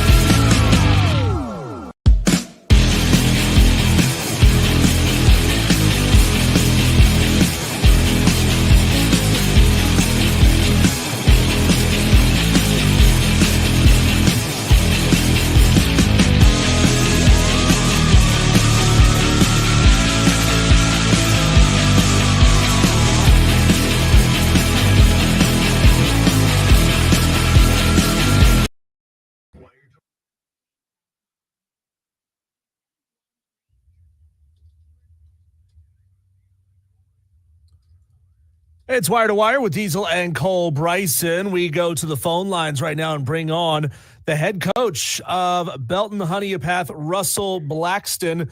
Congratulations, Coach, on making it as far as you have. I know it's been an absolutely fantastic season for BHP. You also did what a lot of people thought was going to be a real tall task in knocking off a charter school in MVP. Now you've got another one to go head-to-head with against. Can you tell us what is the challenge like in coaching against a team like that that makes it markedly different from coaching a traditional high school? Well, I think both schools have challenges, we really were pleased with what we were able to do last week. We played great defense the entire game. I tell you, we really did. And then, we found enough offense in the first and fourth quarter and the field goal to go out there and get the job done. It was first and goal on the 4-yard line. Our defense, because of that first down, second down, third down, forced them to kick the field goal. If we go down 20 to 7.5, I don't know if I'm sitting here talking to you on this radio show. Our defense did an outstanding job. Senior Noricus Cowan came in and blocked that kick, to put it 7-6. And then, just truly blessed, man. Senior Colby Bates, last year in the third round, he had a big interception versus Clinton in the third round. And then he had 2 interceptions in this game. And then the 2-point conversions they went for after they ran the kickoff back. I'd have bet the house, the mortgage, and everything that the kickoff wouldn't go back for a touchdown. But we did a high pooch left kick, and we outran the coverage of it. We outran the kicks, what it looked like on video. And number 8, because I didn't want to kick it to 0. I didn't want to kick it to 1. I didn't want to kick it to 2. And then number 8 takes off and takes it to the house, and the senior Colby Bates, everybody says he dropped the ball, but it was a pass breakup. He went in there and raked the ball out as he was going to – that's what I saw. And then I tell you what, man, on the 81-yard touchdown run that Marquez Henderson had, I know you know what the movie Matrix is, but I'm telling you what, he fit his body through a 12-inch window and never got touched on 81 yards to the house. And truly blessed to see that thing. Clemson commit, Mr. Football finalist, playing in the Shrine Bowl here in a couple of weeks. He'll be enrolling up there at Clemson. And, it's been very humble emotion. Your question you ask about, it's the same thing. They got to do the same as us. All my kids are homegrown, and they went to elementary school here, middle school here, and, they're family. And that's why our kids pulled together and found a dub last week, because they pulled together. Good teams, that's what they do. Offense answers defense, defense answers offense, and special teams is kind of the equalizer. Our kids did a good job. In his 15th season, Russell Blackston joining us right here on the Fan Upstate before Saturday's state championship game against Oceanside. It'll be the first time ever those two teams have played. Coach, I saw that your team got to practice at Clemson in the indoor facilities this week. Talk about that and how cool of an opportunity it was. And on the flip side, what did you do extra? I know you don't add anything at this point in the season, but was it just a walkthrough, or was it a little bit more of a physical practice at Clemson the other day? It was a full-blown practice. I wanted to jumpstart the week. I've been coaching so long that, man, kids need to understand what the playoffs means. I knew no matter what, we was going to jumpstart the week somehow, some way. And then Saturday morning when I saw the weather forecast, I said, hey, guys, I'm going to work on this. Whole staff came up, worked Saturday morning. I say, I'm going to work on a few things. Just make sure you wives know you'll be getting home late on Monday probably. And I reached out to high school relations director, Robbie Caldwell, and Jordan Sorrells and some of those guys. We just started working. We had to do all kinds of stuff to get it up there. We wanted to make sure we did every single special team, and we wanted to make sure we did all our kicks because we're not blessed to get to play on turf every week, and I wanted to make sure that nobody had any advantages. So we practiced up there on Monday.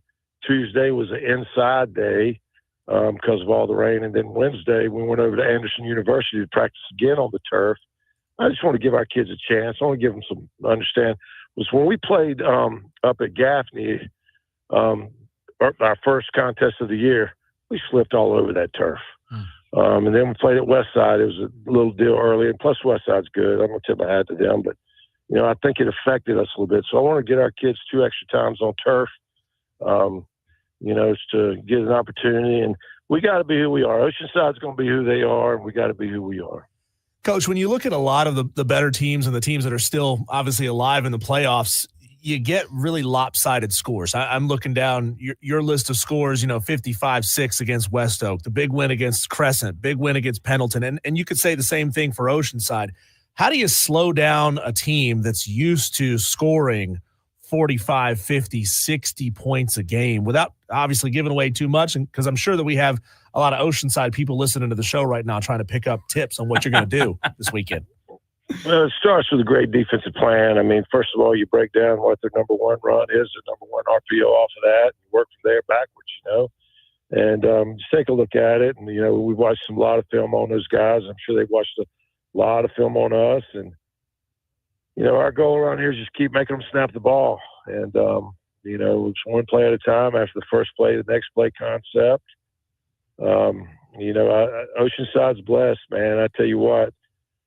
2-3 to start the year, new head coach after the first week of the season. And, they played two of the teams they're playing are in the state finals right now, and then the other two teams that they lost to, one of the other teams they lost to went deep in the Georgia playoffs. They played Murder's Row schedule. As far as points, that's up to the defense, man. Defense got to play great football on both sides. I don't think scoring for either team is going to be exactly super easy. I really don't. Because it's a state championship. I mean, that's what big-time players do. They step up and make big-time plays in big football games. We're going to try and do on our offense what, sometimes your play calling on offense goes down while you're playing on defense. So it's anxious to see how the game goes down Saturday. Coach, it's interesting when you talk about the one loss you guys had earlier in the season to Westside. You brought that up, and it was a 55-14 loss for you guys against a team that's also playing this weekend for a state championship. A lot of talk about Marquez Henderson at running back, but your quarterback, Thomas, has been very good this season for BHP. Talk about him and what kind of player he is and what you expect from him Saturday. I tell you what, Noah Thomas, our junior quarterback, he's the one that gets to play in and gets everybody set up. Very dangerous with his legs, got great touch on the football. He's got a special connection with our wide receivers, and I'm very proud of what he's able to do. He's a good general back there. He was our starting quarterback on the 13-1 team last year, and Noah's just does exactly what the offense asks him to do. A lot of times quarterbacks would want to throw it more, but he doesn't get the opportunity to throw as many as some of them do. But if you need to, he can. Coach, what did you learn about yourselves in that West Side game, your lone loss on the season that you really are taking into this deep run in the playoffs? We threw an interception. West Side returned it back for a touchdown. We fumbled the ball. They ran it back for a touchdown. We kicked off to them. The first play of the game, they ran it back to a touchdown. You give anybody 3 scores, not on the offensive side, 21 total points. And, Westside made those plays, so we didn't give them to them, but we sure didn't stop them from doing it because we allowed those things to happen with our turnovers. So you take that 21 points away, and, it was a lot closer ball game than you think, but you spot somebody 21 points and you're going to have a 55-14 score. We still had a ton of rushing yards in the game and all that type of stuff, but, my hat goes off to Westside and wish them the best of luck. Coach, when you talk about drawing from losses and drawing from past events, how much do you feel like last week's win can help you guys if Saturday is a similar situation? Well, that's what teams do. That's what good teams do. They keep making them snap it and keep playing the next play. And at halftime, we talk just like the coach from Syracuse. There's a coach from Citadel that played at Clemson. I said, hey, man, I listened to that speech after the game. I said, man, I respect the heck out of that speech. We're down 16-7, guys, okay? 16-7. Let's see if we can win the third quarter, okay? If we can win the third quarter, we got a chance for the fourth quarter. We scored, 3 points in the third quarter, I believe, if I'm correct. And then we scored, I guess it was 20 points in the fourth quarter. So they didn't have any fourth quarter scores except for the kickoff return. So that's what we told our kids at halftime. And, we got 24 seniors, and a lot of these starters are on the 13-1 team from last year. And hopefully the best is yet to come for them Bears. Talking to Russell Blackston, Belton Honey and Path head football coach. Coach, what's your philosophy on trying to add any new little bits of wrinkles going into a new football game or going into the state championship game versus just making sure you're doing everything it is that you do to the best of your ability? Well, number one, you got to be who you are. Your best running play's got to be your best running play. You can do your best running play out of a different formation, out of different motion, do something different along those lines. But as far as the new play, you're not going to win at the new play. These guys are going to remember what they've done for the previous 14 weeks and what they did all spring, all summer, all fall. That's how you're going to win a football game, is by doing what you do, be who you are. If you had a new play at this time of the year, like a brand new play, a new concept, you're not going to win. That's the bottom line. And that's the way our staff is. And, you know, we're going to the game with our 4 plays that we've had all year long. As far, you know, and there's some different stuff that we add to it here and there. But, you know, as far as the grand scheme of things, we got to be who we are. And Oceanside, I guarantee, will be who they are. Coach, my last question for you. You started at BHP in 2010, and I don't know what your experience was before that, but talk about – this is kind of a big picture question in terms of coaching. You know, we hear at the college ranks all the time how the games change, and you have to coach differently, and the youth have changed, right? You can't be the hard-nosed coach to everybody. From the time that you got into coaching to now, how have you had to adjust your style of coaching? I tell you what, it's my 29th year overall. Wow. I spent four years over at Crescent High School. I was offense coordinator / defense coordinator first 2 years, the last 2 years, and then came to BHP in 2000. So I've been standing on the sideline at BHP for 25 years and 15 years as the head coach. BHP's home. And I tell you what, you used to get, you know, be real tough, real tough. I tell you what, this new age is a visual learner. They're a technology learner. And they learn by loving, caring, you know, and that's one thing I try to express. I want my kids to know that I love them. You know, years ago you didn't have that, but my rule is if you chew a kid out, rough them, talk to them pretty rough, and your next play you got to make sure you're attaboy and love them, because that's who kids are these days, and that's the way society is these days. You know, nobody wants to get yelled at all the time. For every negative, you got to be too positive. Coach, we love talking on this show about Ian Shefflin, basketball player at Clemson, as that glue guy, is that one guy that holds everything together. Going into the state championship game, let's just say, for example, you're down 10 points in the third quarter. Who's your glue guy that's going to help you get this thing over the hump? I tell you what, defensively, it's got to be Ty Kelly. He's the team captain, Sam linebacker, and it's got to be him. Offensively, it's any one of those offensive linemen, any one of those guys, you know, that kind of holds us together. And of course, Henderson as well. Henderson, you know, wants to be in the game. He wants to play. Henderson, I don't know if you know this, though. You realize he's got 103 touchdowns in 4 years. Wow. Unbelievable. 103 touchdowns, 6,400 yards rushing. I mean, you know, Oceanside's going to be unbelievable trying to pressure him. And, you know, what an opportunity it's going to be on the biggest stage in front of everybody. Coach, I lied to you. I said it was my last question, but as we part ways, let's say you guys do get the win on Saturday. How does Coach Russell Blackston celebrate with a victory meal? What is Coach Blackston's ideal victory meal after a big state championship win that I'm calling for on Saturday? The first thing I'm going to do is find my wife, and I'm going to give her a big old kiss. That's the first thing I do. Okay. Second thing, I'm going to find my mom and dad and my boys, because they've seen it all, man. You know, they've seen me in this football game, and, you know, they've battled. And as far as meals, I'm not worried about no meal. I'm worried about getting everybody with their loved ones as quick as possible. That's awesome. Coach, we appreciate you, man. Best of luck on Saturday, and bring it home for us. Yes, sir. Thank you. Go Bears. Coach Russell Blackston, BHP. That's a great interview right there. That might be the most football coach voice I've ever heard in my life. Yeah, he's awesome. I mean, that is straight out of Central Casting, football coach voice. He said no meal for me, man. I don't need no meal. He said, I ain't worried about no meal. I was trying to get, you know, a big steak dinner. You know, no, I don't need no I'd be fine stopping at a Waffle House on the way that's home. right. That's right. All-star special. Coach Blackston's done a great job. It's crazy to think that he talked about it. He was there since, I think he said 2000. Wayne Green was the head coach then. Russell Blackston took over in 2010. So he's been there for 25 years. And, you know, at the high school level, Diesel, man, this is my 12th season covering high school football, and that's rare. one school, one coach for 25 seasons. You know, players transfer, coaches bounce from here to here to here. And I'll tell you this, what I like about BHP, it's still truly, we don't have many of these left in South Carolina, but it's still truly a small town community atmosphere. You have those over in Anderson, parts of Greenville, but when you get out more rural, you know, the Burns, the game is changing. It is. Greenville's just so populated. You get out in the outskirts a little bit and go toward Anderson, BHP, Belton, and Honeypath. It's what, like you said, the kids grew up together. It's a small town feel. The way Gaffney is, the way Burns is, and few programs are still like that. Still have that community support. And I was at the BHP MVP game. Those people, their fans, Diesel, in 27-degree weather last Friday night. You remember how cold it was? Oh, yeah.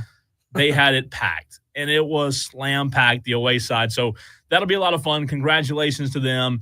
Also, congrats to Clinton, who was on earlier.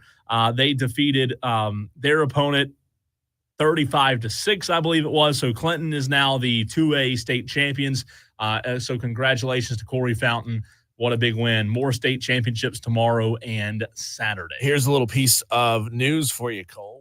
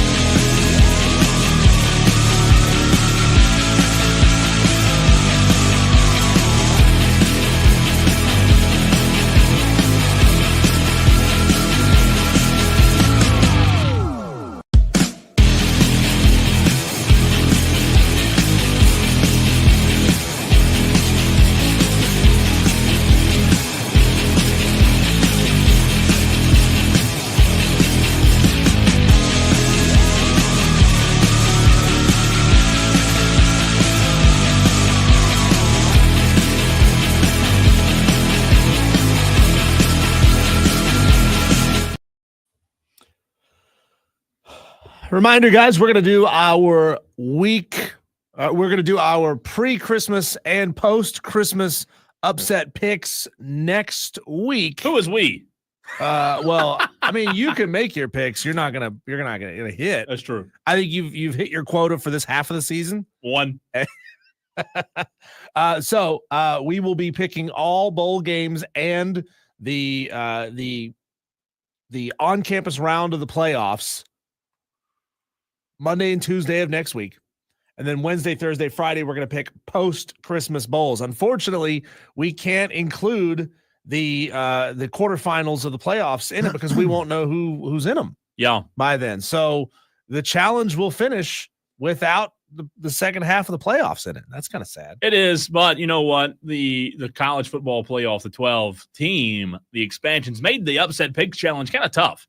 Yeah. You know, because you don't have just 2 games, right? I mean, and it's rude of them to not schedule their playoff so that we can get our upset picks challenge in correctly. Yeah, it is. Yeah, it's their How fault. dare them? How dare them? Look, I know that we all love our programs. We love our favorite teams, our NFL franchises, Major League Baseball teams, whatever it may be, Cole. But sometimes our teams do things that, are flat out embarrassing. And I'm not talking about wins and Why losses. you got to make this personal today?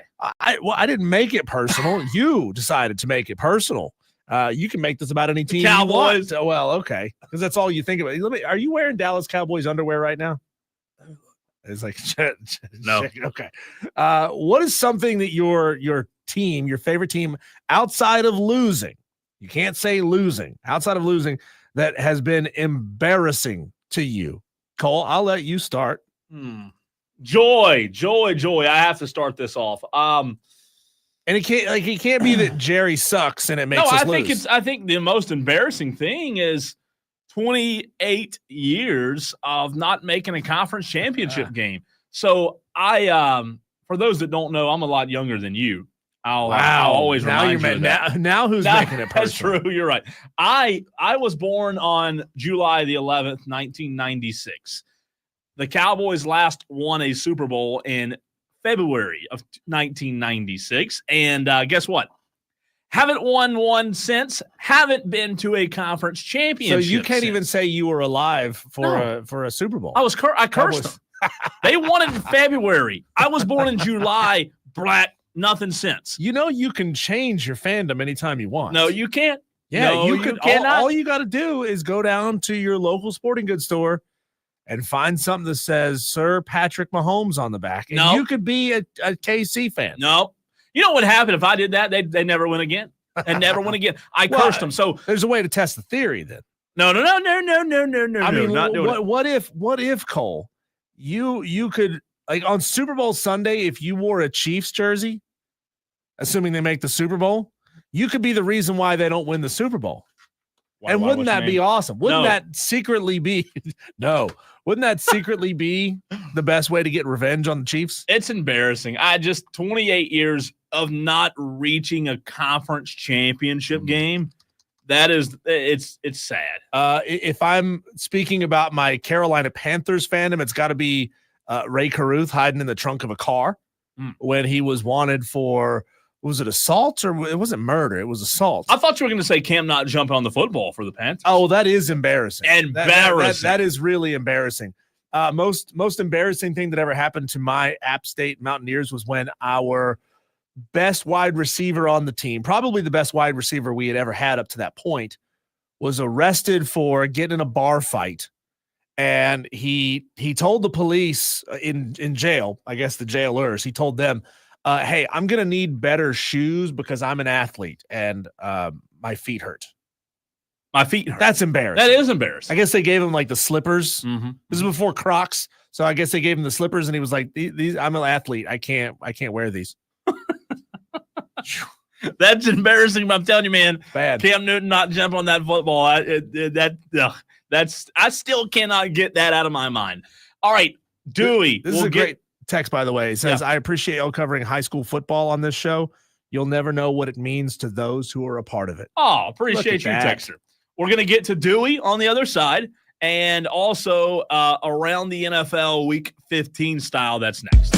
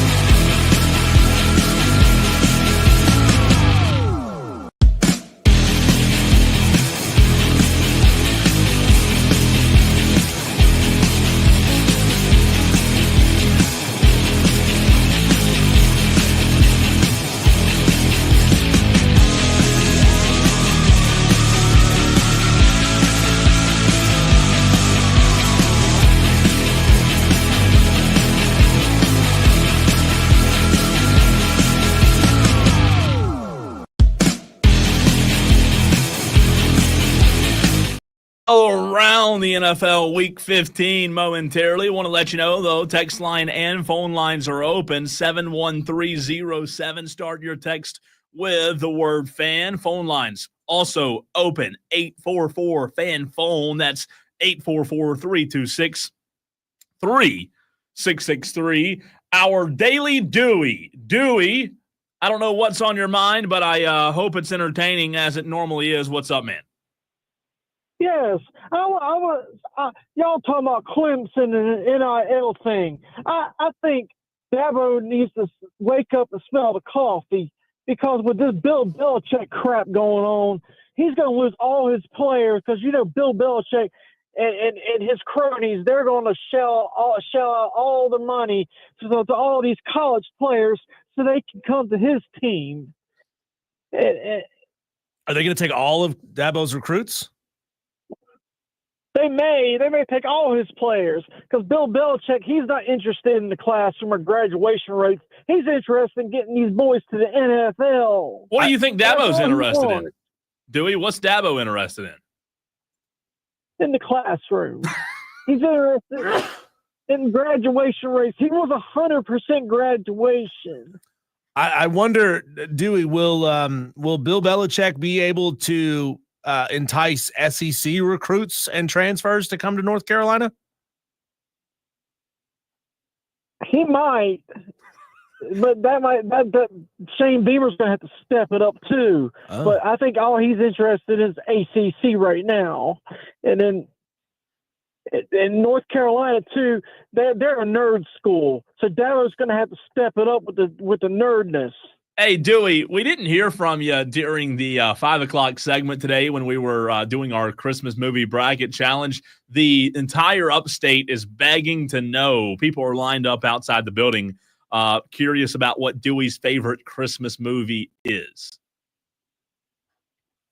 Batman Returns. What? What did he just say? Batman Returns. Don't the bad guys wear Santa hats in that movie? Yes, that's Dewey, a Christmas that's movie. not a Christmas. No, movie. Dewey. Dewey. Christmas. Dewey. It takes place on Christmas Day. Dewey, are you out of your mind? No, because they all wear Santa hats, and it's on Christmas. Dewey, you're wrong. It is. He's not wrong there. No. They do have. There's a Christmas celebration in Gotham. They light up a giant Christmas tree.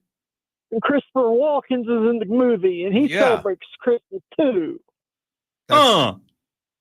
Oh, thanks, Dewey. Oh God! He makes a point there. That's not a Christmas movie. He makes a point there. Are you kidding me? I just searched "is Batman Returns" and bam, it autofilled with a Christmas movie. That's not though. Let's be real. Batman Returns had an incredible cast, and Danny DeVito as the Penguin might be the worst part of it. Is that a hot take? Is that a hot take? Because Michael Keaton was fantastic. Yeah. Michelle Pfeiffer as Catwoman made a man out of me. Christopher Walken as Max Schreck was great. The Ice Princess, what a smoke show. What is this Sexer talking about, Diesel? But Danny DeVito as the Penguin, that's the reason why I don't like that movie that much. Sexer says Carruth absolutely was arrested for the murder. What I'm missing? We were talking about ways that your team has embarrassed you, and I talked about Ray Carruth hiding out in the trunk of a car. I couldn't remember exactly what it was that he went down for. I couldn't remember if it was murder or if it was just assault. Texter 346 says Carruth absolutely was arrested for the murder of his baby mama, had her killed while she was pregnant. Baby survived with cerebral palsy. That's terrible. Is that true? That's true. Yeah, that's really? true. That's early in the Carolina Panthers history. Ray Carruth was, I believe he was a wide receiver, and he was decent. He was pretty decent, and he was arrested for murdering his baby mama. Ugh, that is tough. While she was pregnant. Yeah, I don't like. He's not wrong. Mad about everything says, who was Iceman? Was that Arnold? That was a different movie. That was, I think, in Batman Forever. See, now y'all are running circles. Y'all are speaking Spanish now, and I have no idea what you're talking about. No idea. That was in Batman and Robin, 1997. He was Mr. Freeze. Batman and Robin. Thanks, also, Matt. it was also a different Batman. That was George Clooney as Batman. That's what he said. Oh, I think he corrected him. I think it is. George Clooney. Clooney. It was Clooney, Kilmer, and Keaton. Y'all know too much about movies, man. Y'all make me look dumb. Hey, let me start this around the NFL, Diesel. With I'm just going to Google Michelle Pfeiffer as Catwoman and show it to you and change your no, life. no. I know who Michelle is. I do. Let me start this around the NFL with this horrible news. I mean, this is just terrible. I'm not kidding. I'm being serious. It's just got better. No, this is terrible. He hinted at this a couple of weeks ago on ESPN Countdown on Sunday morning as he was wearing sunglasses. But Randy Moss has announced that he has been battling cancer found outside of his bile duct between his pancreas and his liver. That is just, man, that's so sad. That is so terrible. And Hall of Fame wide receiver Randy Moss, man, he did that on an Instagram Live. He's right now aided by a cane. Introduced himself today as a cancer survivor. Thanked his prayer warriors for their support. He had a Whipple procedure to put a stent on his liver on Thanksgiving, Diesel, after experiencing urine discoloration. Moss spent the last 6 days in the hospital before getting out on Friday. He's nursing himself back to full health with chemo, radiation. Obviously, he stepped away from his role on Sunday NFL Countdown on December 6th. He said, as soon as I get healthy to get back out with the guys, I will be on set. Hopefully, I can be with you guys soon. My goal is to get back on television with my team. Whew. That makes me sad. So does marking himself as a cancer survivor? I think you should refer to everyone who makes it another day with cancer as a cancer survivor. It's a day-by-day process. Did the operation that they were talking about, did it remove it? Is the chemo being successful? It didn't say. And I think that's the goal. Like a buddy of mine who lives in Columbia, he had the same thing done. And they removed the cancer, right? And then the chemo and radiation's like to suppress the rest. That's right. And it's a 4 to 6 to 8, how many ever weeks or months it takes. That's just absolutely horrible. We talked about cancer earlier this week. I don't know how it got brought up. And I think JD said something about the C word. And yeah, he's right. Like that just makes me so upset, man. Randy Moss, it doesn't matter if it's Randy Moss or your next door neighbor. I hate it. You know what I want to see one of these days, Cole? I don't know if it's happened. I don't know if they've ever been on the air together. I want to see Randy Moss and Xavier Legette have a conversation, because Randy was known as having a really thick, West Virginia accent. He's from West Virginia. It's country. And to have his country accent mix with Xavier Legette's country accent, you're telling me that would not be a fascinating podcast to listen to? Oh, it'd be great. It'd be great. I had some Xavier Legette audio here that I was going to bring. This was from the same podcast where he was talking about raccoons and eating raccoons that we had yesterday on the show, which was fantastic, by the way. If you hadn't heard it, you need to check it out. He was talking about how he hunts. What do you say, Thanksgiving? How do you say it? Thanksgiving. He's so great. But this was they asked him on this podcast, I'll get the name of it in a second, but how he spends his money. And Xavier Legette, man, taking care of his people. Spend your money on besides, obviously, stuff you got to take care of, like food, nutrition, your body. Like, what outside of football you like to spend your money on? Really, just my people, man, for real. Okay, that's love. Yeah, I like to take care of them, man. Because I done made it, so I did pretty good for myself. Right. I want to pour that back into them, like let them keep their money and keep stacking up there. And let me just take care of the little stuff that they're going to need. Is maintaining horses, is that expensive or not? Oh, yeah, no, that do cost. That do cost. He's just the absolute best. Such a sincere guy, and I hope that, I hope that he's discerning and really good at saying no to people when it comes to, requests for money, because look, people always ask that question, don't they? Yeah, all the time. They're like, Diesel, with your millions that you make doing local radio on the Fan Upstate Monday through Friday, 3 to 7 p.m. wire to wire with Diesel and Cole Bryson. like I've always said, like, hey, if I won the lottery, you can't hide it, right? You can try to like keep yourself humble. No, I wouldn't be able to. I wouldn't be good at. Cole would roll in here with a Lamborghini on Monday morning. You would know, like he wouldn't say it outright. There'd be signs. No, I'm gonna tell you what, Cole wouldn't roll into near. If Cole hit it, so let's say you hit 100,000.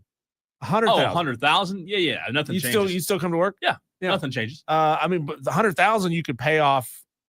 Most of us have credit card debts. I don't know if you do or not.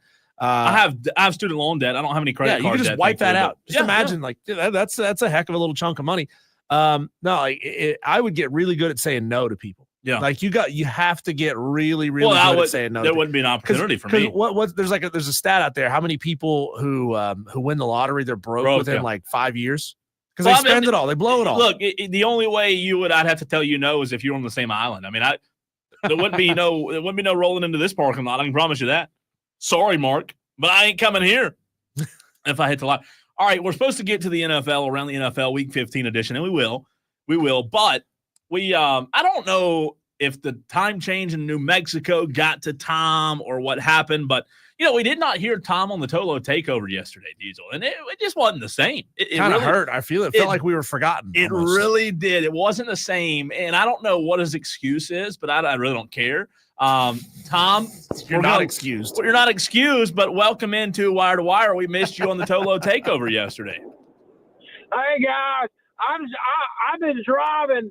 I'm going up to the Western North Carolina, and I gotta say this: I had to pull over when Dewey was talking because when he said Dabo needed to increase his nerdness, I about drove off the side of the interstate on 26.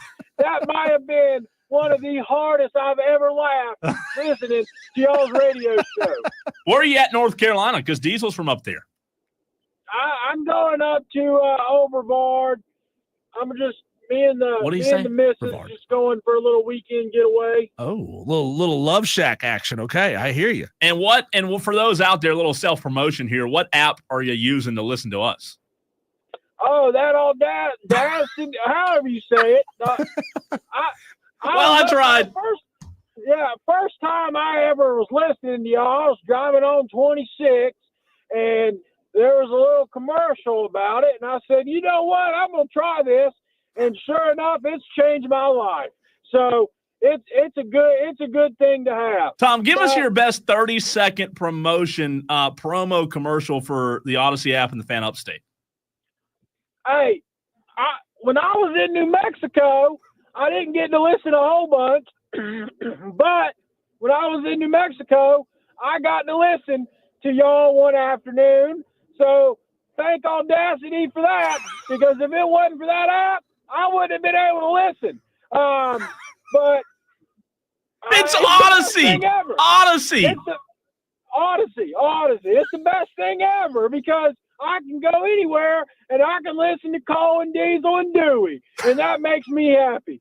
So, but also after Dewey, y'all were talking about Xavier Leggett, and I got to say this. Did y'all see he has a Christmas card out that sings? Yes. What? Yes. Oh, my yes. goodness.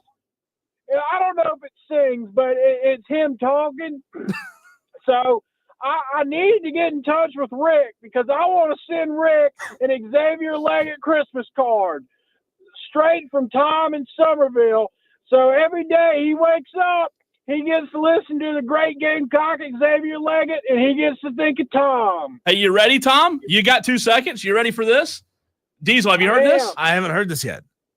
All right, here we go. Tom in Somerville, from Somerville in North Carolina, listening on the Audacity, whatever you call it, app. Here is the Xavier Leggett Christmas card. Merry Christmas, Happy Hanukkah, Happy Holiday. Every year I make a gingerbread man and build them and keep little gingerbread high. You know, Dasher and Dancer and Prancer and Vixen. If I could do this in person, I would. But I don't have much free time, so this course seems to be the best option. Anyway, happy holidays from me and Fanatic. It's pretty good, Tom, right? Oh, it's the best thing ever, man. my wife was showing that to me on Instagram today, and I started laughing, man. That was one of the funniest things I'd seen. And then, of course, I listened to old Dewey tonight, and Dewey about makes me drive off the side of 26. So it's been fun listening. It sucks the Gamecocks don't play football for a couple weeks because I don't know what to do with myself. There's nothing to do when there's no football on TV. So I'm gonna watch Army Navy tomorrow and just kind of relax and probably watch some basketball and who knows, probably pick a few fights with some Clemson fans on Twitter. But anyways. Hey, Tom, does Cole have your contact information? He has your phone number, right? Yeah, I think so. Yeah, he's got it, I think. Okay, so Tom, I make it our solemn vow that we are going to try for the rest of the show today, and of course on Monday we are going to get Rick's address for you, and we're going to send that along to you so that you can make this happen. Okay? Absolutely, I would love it. I'm going to send Rick a Christmas card, and every day next year he'll think of Tom in Somerville while having to listen to Xavier Leggett. Thanks, Tom. Thank you, Tom. Oh my God, my face was so red at times during that. We're gonna make a promo out of that. The promo? I mean, that might be the best. The audacity, whatever you call it. That's a promo, without a doubt. I mean, I don't know. It just doesn't seem real. By the way, how great is that Xavier Leggett Christmas card? Oh, it's fantastic. So here is the audio of him doing the recording, a little behind the scenes of that Christmas shoot or the shoot for the Christmas card. I so check me, would it be Furbies or Furby? Ready, right? Happy holiday. I found out cards can talk, and knowing that people like to hear me talk. Every year, I make a gingerbread man and beard, and I'm going to keep you little gingerbread high. Hi. Dasher, dancing, prison, and Vixen. Then you got, hold on, let me get that. Ham, deep fried turkey, collard green, dressing, macaroni. I just don't want it too fast. I ain't going to read it too fast and mix it up. Green beans and candy yam, cranberry sauce. Headphone, video gun, furniture. Cars with big red bows. Call it skips the trip left, skip the trip left. 17 snowball, candle, flip, flicker, shoot. Trips left, 17 snowball, candle, flip, shoot. To candy cane with corn on the car. On 3. Ready? Furbies, jerseys, card. Merry Christmas. Happy Uncle. Happy holiday. Anyway, happy holiday from me and from Nate. How that was? See if you can guess. I'm gonna back this up. I want to play this little snippet. He doesn't pronounce the same vowel the same way twice. No. He goes like, "Hey, holiday." All right, I'm gonna back it up to here, and I want you to. I'm gonna stop it. Is this the play call part? Yeah. See if you can get this. What did he say? Back it up one more time. Cars with big red bows. College skips the trip left, skip the. College skip the trip. Skinny left post. No. 17 snowball candle flip flick. 17 snowball candy. Trips left. 17 snowball candle flip shoot. To candy cane with corn on the cob option. To candy cane with corn on the cob option. I got that part. Ready? He's just the best, man. Like you don't get any better than Xavier Leggett. We need Xavier Leggett now reading, famous novels. Oh my gosh. We need him voicing famous novels. He could be a voice actor if NFL doesn't work out. Yeah. I mean, think about that. It's a very small subset of people who would even be able to understand what he was saying. And he's just so funny, like he goes along with it. That's the first audiobook you have to read along with. No kidding. What he's saying. I love it, oh my man. God. Hats off to Xavier Leggett. So good. We'll get to NFL in the last segment. Might as well. When we come back, we had a conversation earlier with Matt Smith of Sports Talk Media Network, all about Clemson headed down to Texas to take on the Longhorns. What are the chances they can actually pull this one off? We'll talk to Matt Smith about it next.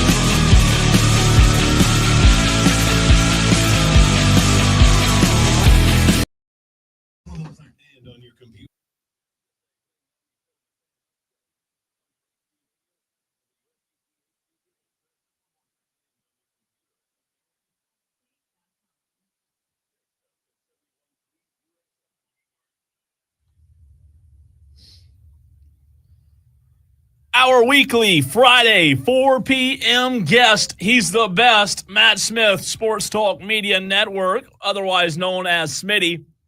Smitty, we're going to start today's interview with the most serious question, the most important question we've ever asked you, as you always graciously join us on Friday afternoons. But today at 5 o'clock, we're doing round 3 of our Christmas movie challenge. We have a bracket. We are in round 3, 4 teams or 4 games today. Here are the remaining Christmas movies.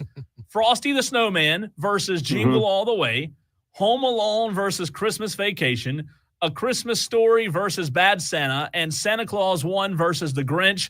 Who is the odds-on favorite in Smitty's mind that will win the Christmas movie bracket challenge on Wire to Wire?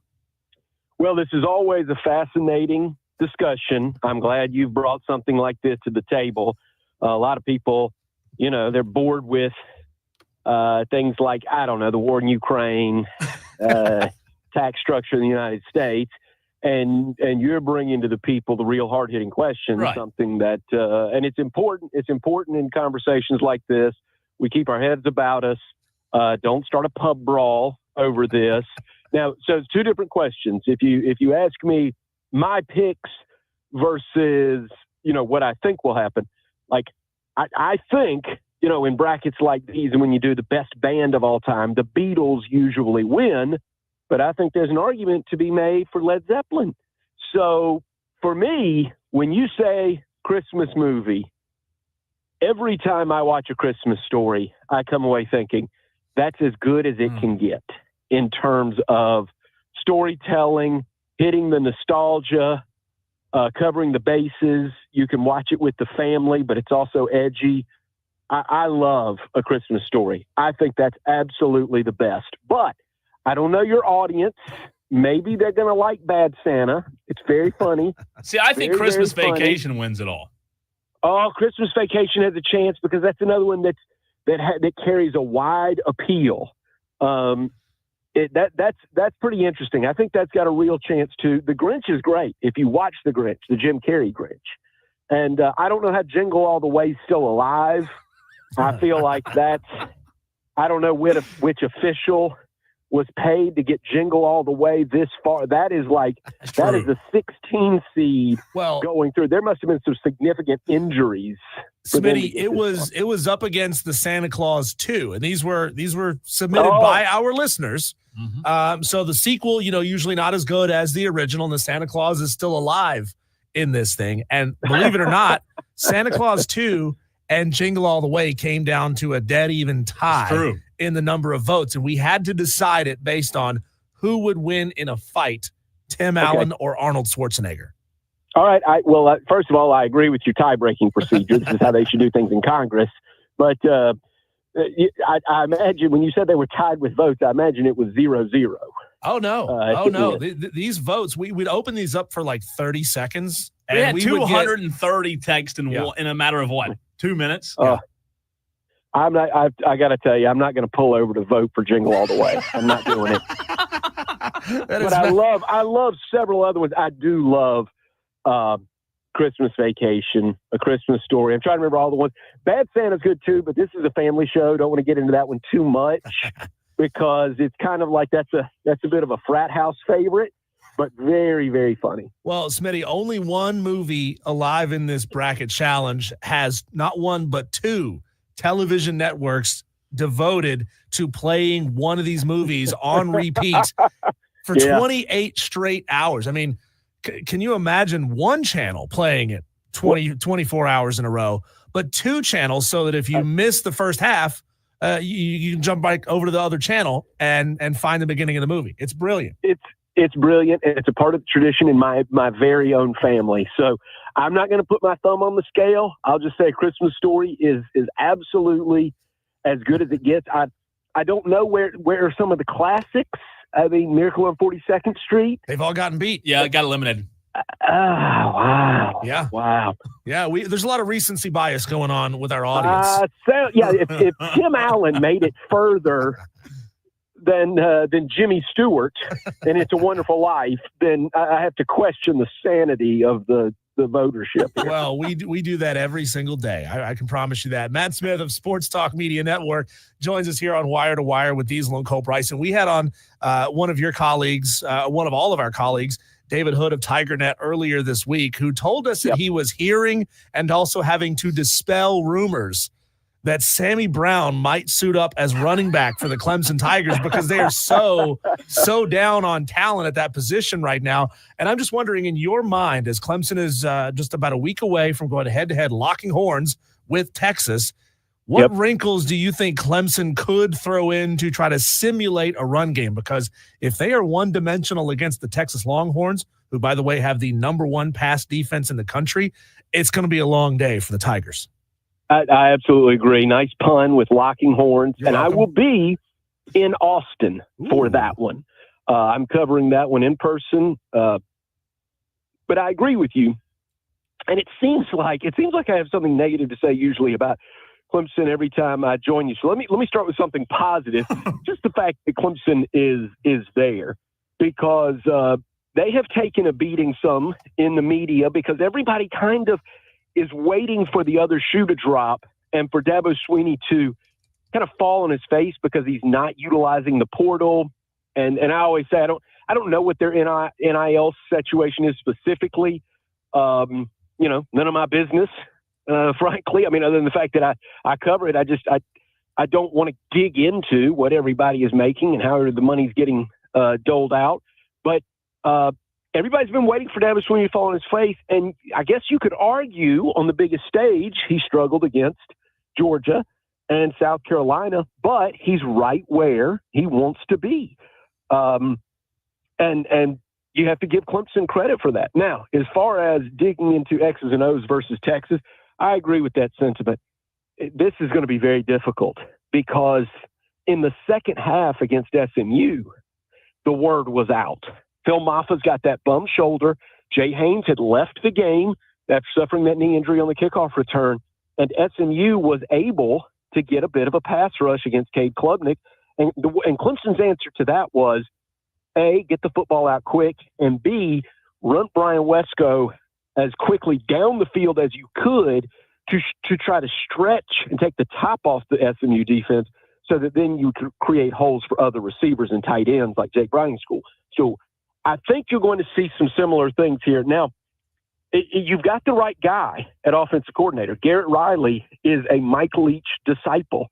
He is an air raid guy. So telling him that he's going to have to throw the whole game, don't throw me in that briar patch, right? He knows what he's going to he's already got that playbook. He's going to dust off the old air raid, Hal Mummy, Mike Leach playbook, and it's going to involve a lot of crossing patterns, getting rid of the football quickly, and I'm guessing this is going to be key, a lot of draw plays like quarterback draws with Cade Klubnik, utilizing him in the run game, and all of that worked brilliantly against SMU in the first half.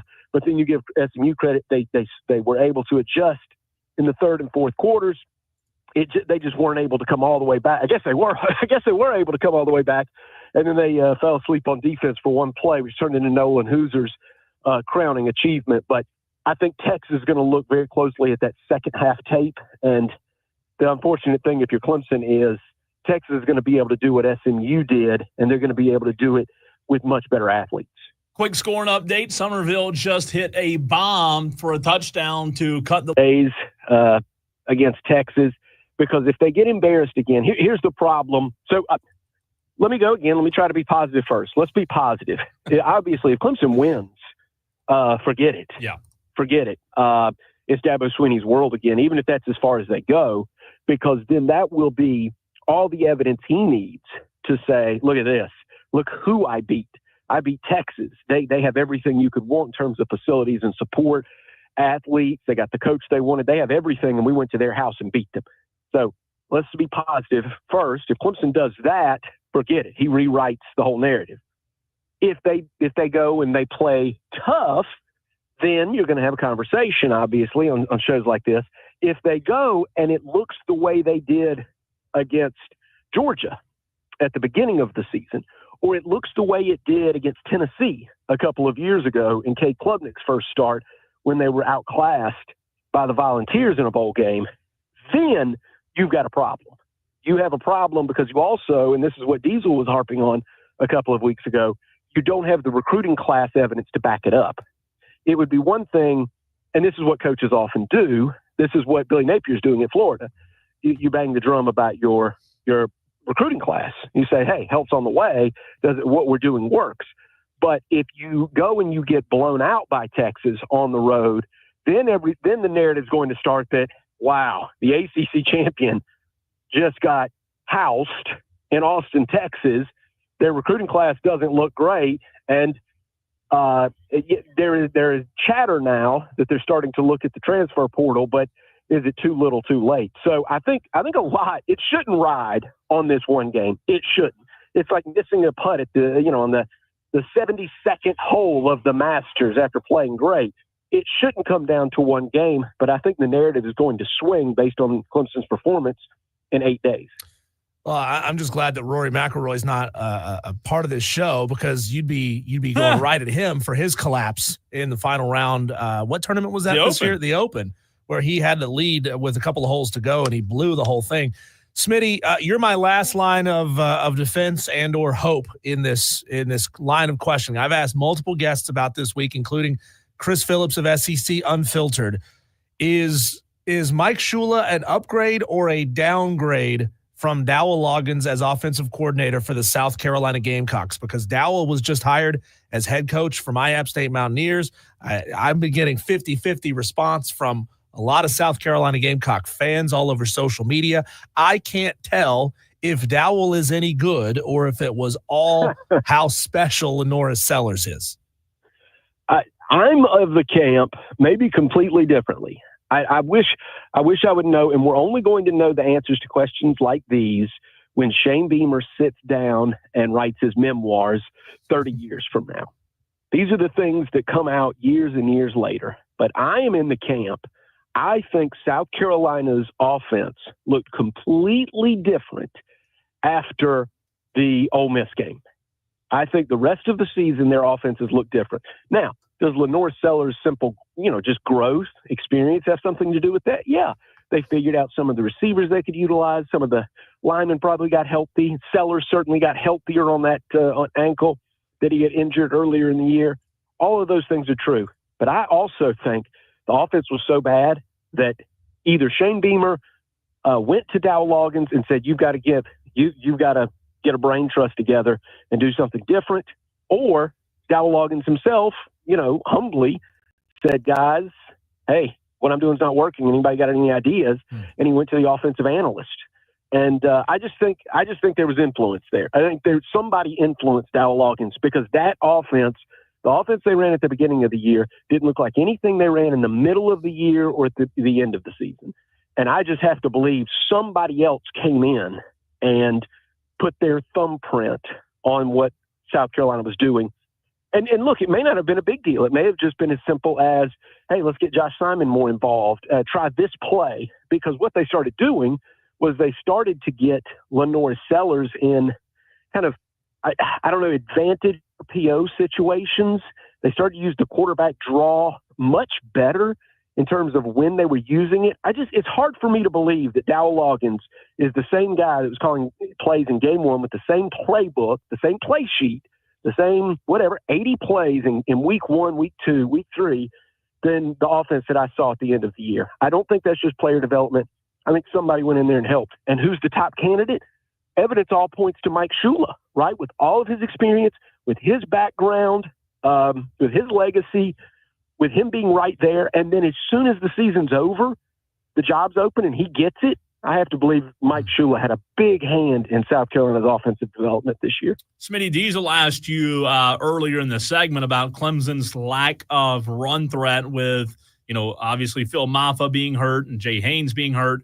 Should you feel sorry for Clemson in the running back room, or do you look at it from a standpoint of, well, when South Carolina had a need at running back, they went out and got the best guy in the SEC in the portal, and they're just fine in 2024. Which side do you play there? Oh, yeah. To me, it doesn't have anything to do with the transfer portal, though. I just look at Clemson at the beginning of the year. They had Phil Maffa, who was healthy. They had Jay Haynes, an up-and-comer, and Keith Adams Jr., who we're hearing is supposed to be a really good talent. Doesn't necessarily mean that always translate, but supposed to be a talented player. His father certainly was. So I don't feel bad for Clemson. I think their running back room was just fine. This just happens sometimes, year to year, depending on what college. I mean, Georgia had issues when Trevor Etienne was injured. We've seen this across college football. Your running back goes down, you make do for a little while, and usually you've got about two backups that you trust, and that's where Clemson was. And I think it's just a confluence of events that had nothing to do with the transfer portal or the way Dabo Swinney recruits or any of that. They've got plenty of football players in Clemson, South Carolina. It just so happens that Phil Moffitt was playing on a bad shoulder for the whole season, and then Jay Haynes got hurt in what is essentially an extra game, the championship game. I think if Jay Haynes' knee doesn't buckle on a kick return, then nobody's talking about running back depth right now because he's certainly a capable backup. So I don't think one has anything to do with the other. This just happens sometimes. They're cluster injuries, right? Sometimes the team loses two safeties. So just cluster injuries, just bad luck. I'm going to ask you a similar question about South Carolina. Is it a foregone conclusion that South Carolina will have to go into the portal for RB1 for next season, or do they want to turn this into more of a developmental style program where the guys that you get out of high school are your guys and the portal is just there to provide backup? Oh, yeah, that's your preference. I think every coach would tell you that you don't want to be at the end of every season looking for a starter at every position, at any position. You don't want to say, hey, don't forget, every year we have to get a middle linebacker out of the portal. You don't want to be in that position. So absolutely they want it to be a developmental program. What we don't know, and the coaches do, is we don't get to see these guys at practice. What we usually do from the outside, and this is now even writers because we don't get to see practice. They close the practice even to the media. So even we don't know who the standouts at practice are. So I think we would have to have the answer to that question. Like, how do the running backs look? Raheem Sanders has been injured a couple of times this year. How does the running back room look with Oscar Attaway Jr. or the third and others when the practice is going on and Sanders is over in the side with a boot? How does that look? And they may have said, 6 weeks in, guys, this isn't going to be enough. We got to go to the portal. Or they may have said, I think we're going to be okay. Get a couple of these kids in the weight room, get them more reps. We're okay at running back next year. And we just don't have that answer. We make assumptions based on recruiting rankings. But I think, truthfully, the only people that know are the ones that saw South Carolina practice this year. Smitty, on your trip or in your trip to Austin, you mentioned you are going to the Longhorn State to cover the game. Number one, what are you most looking forward to about your trip to Texas? And number two, are you on the very front row of first class, or are you 2 rows back? No.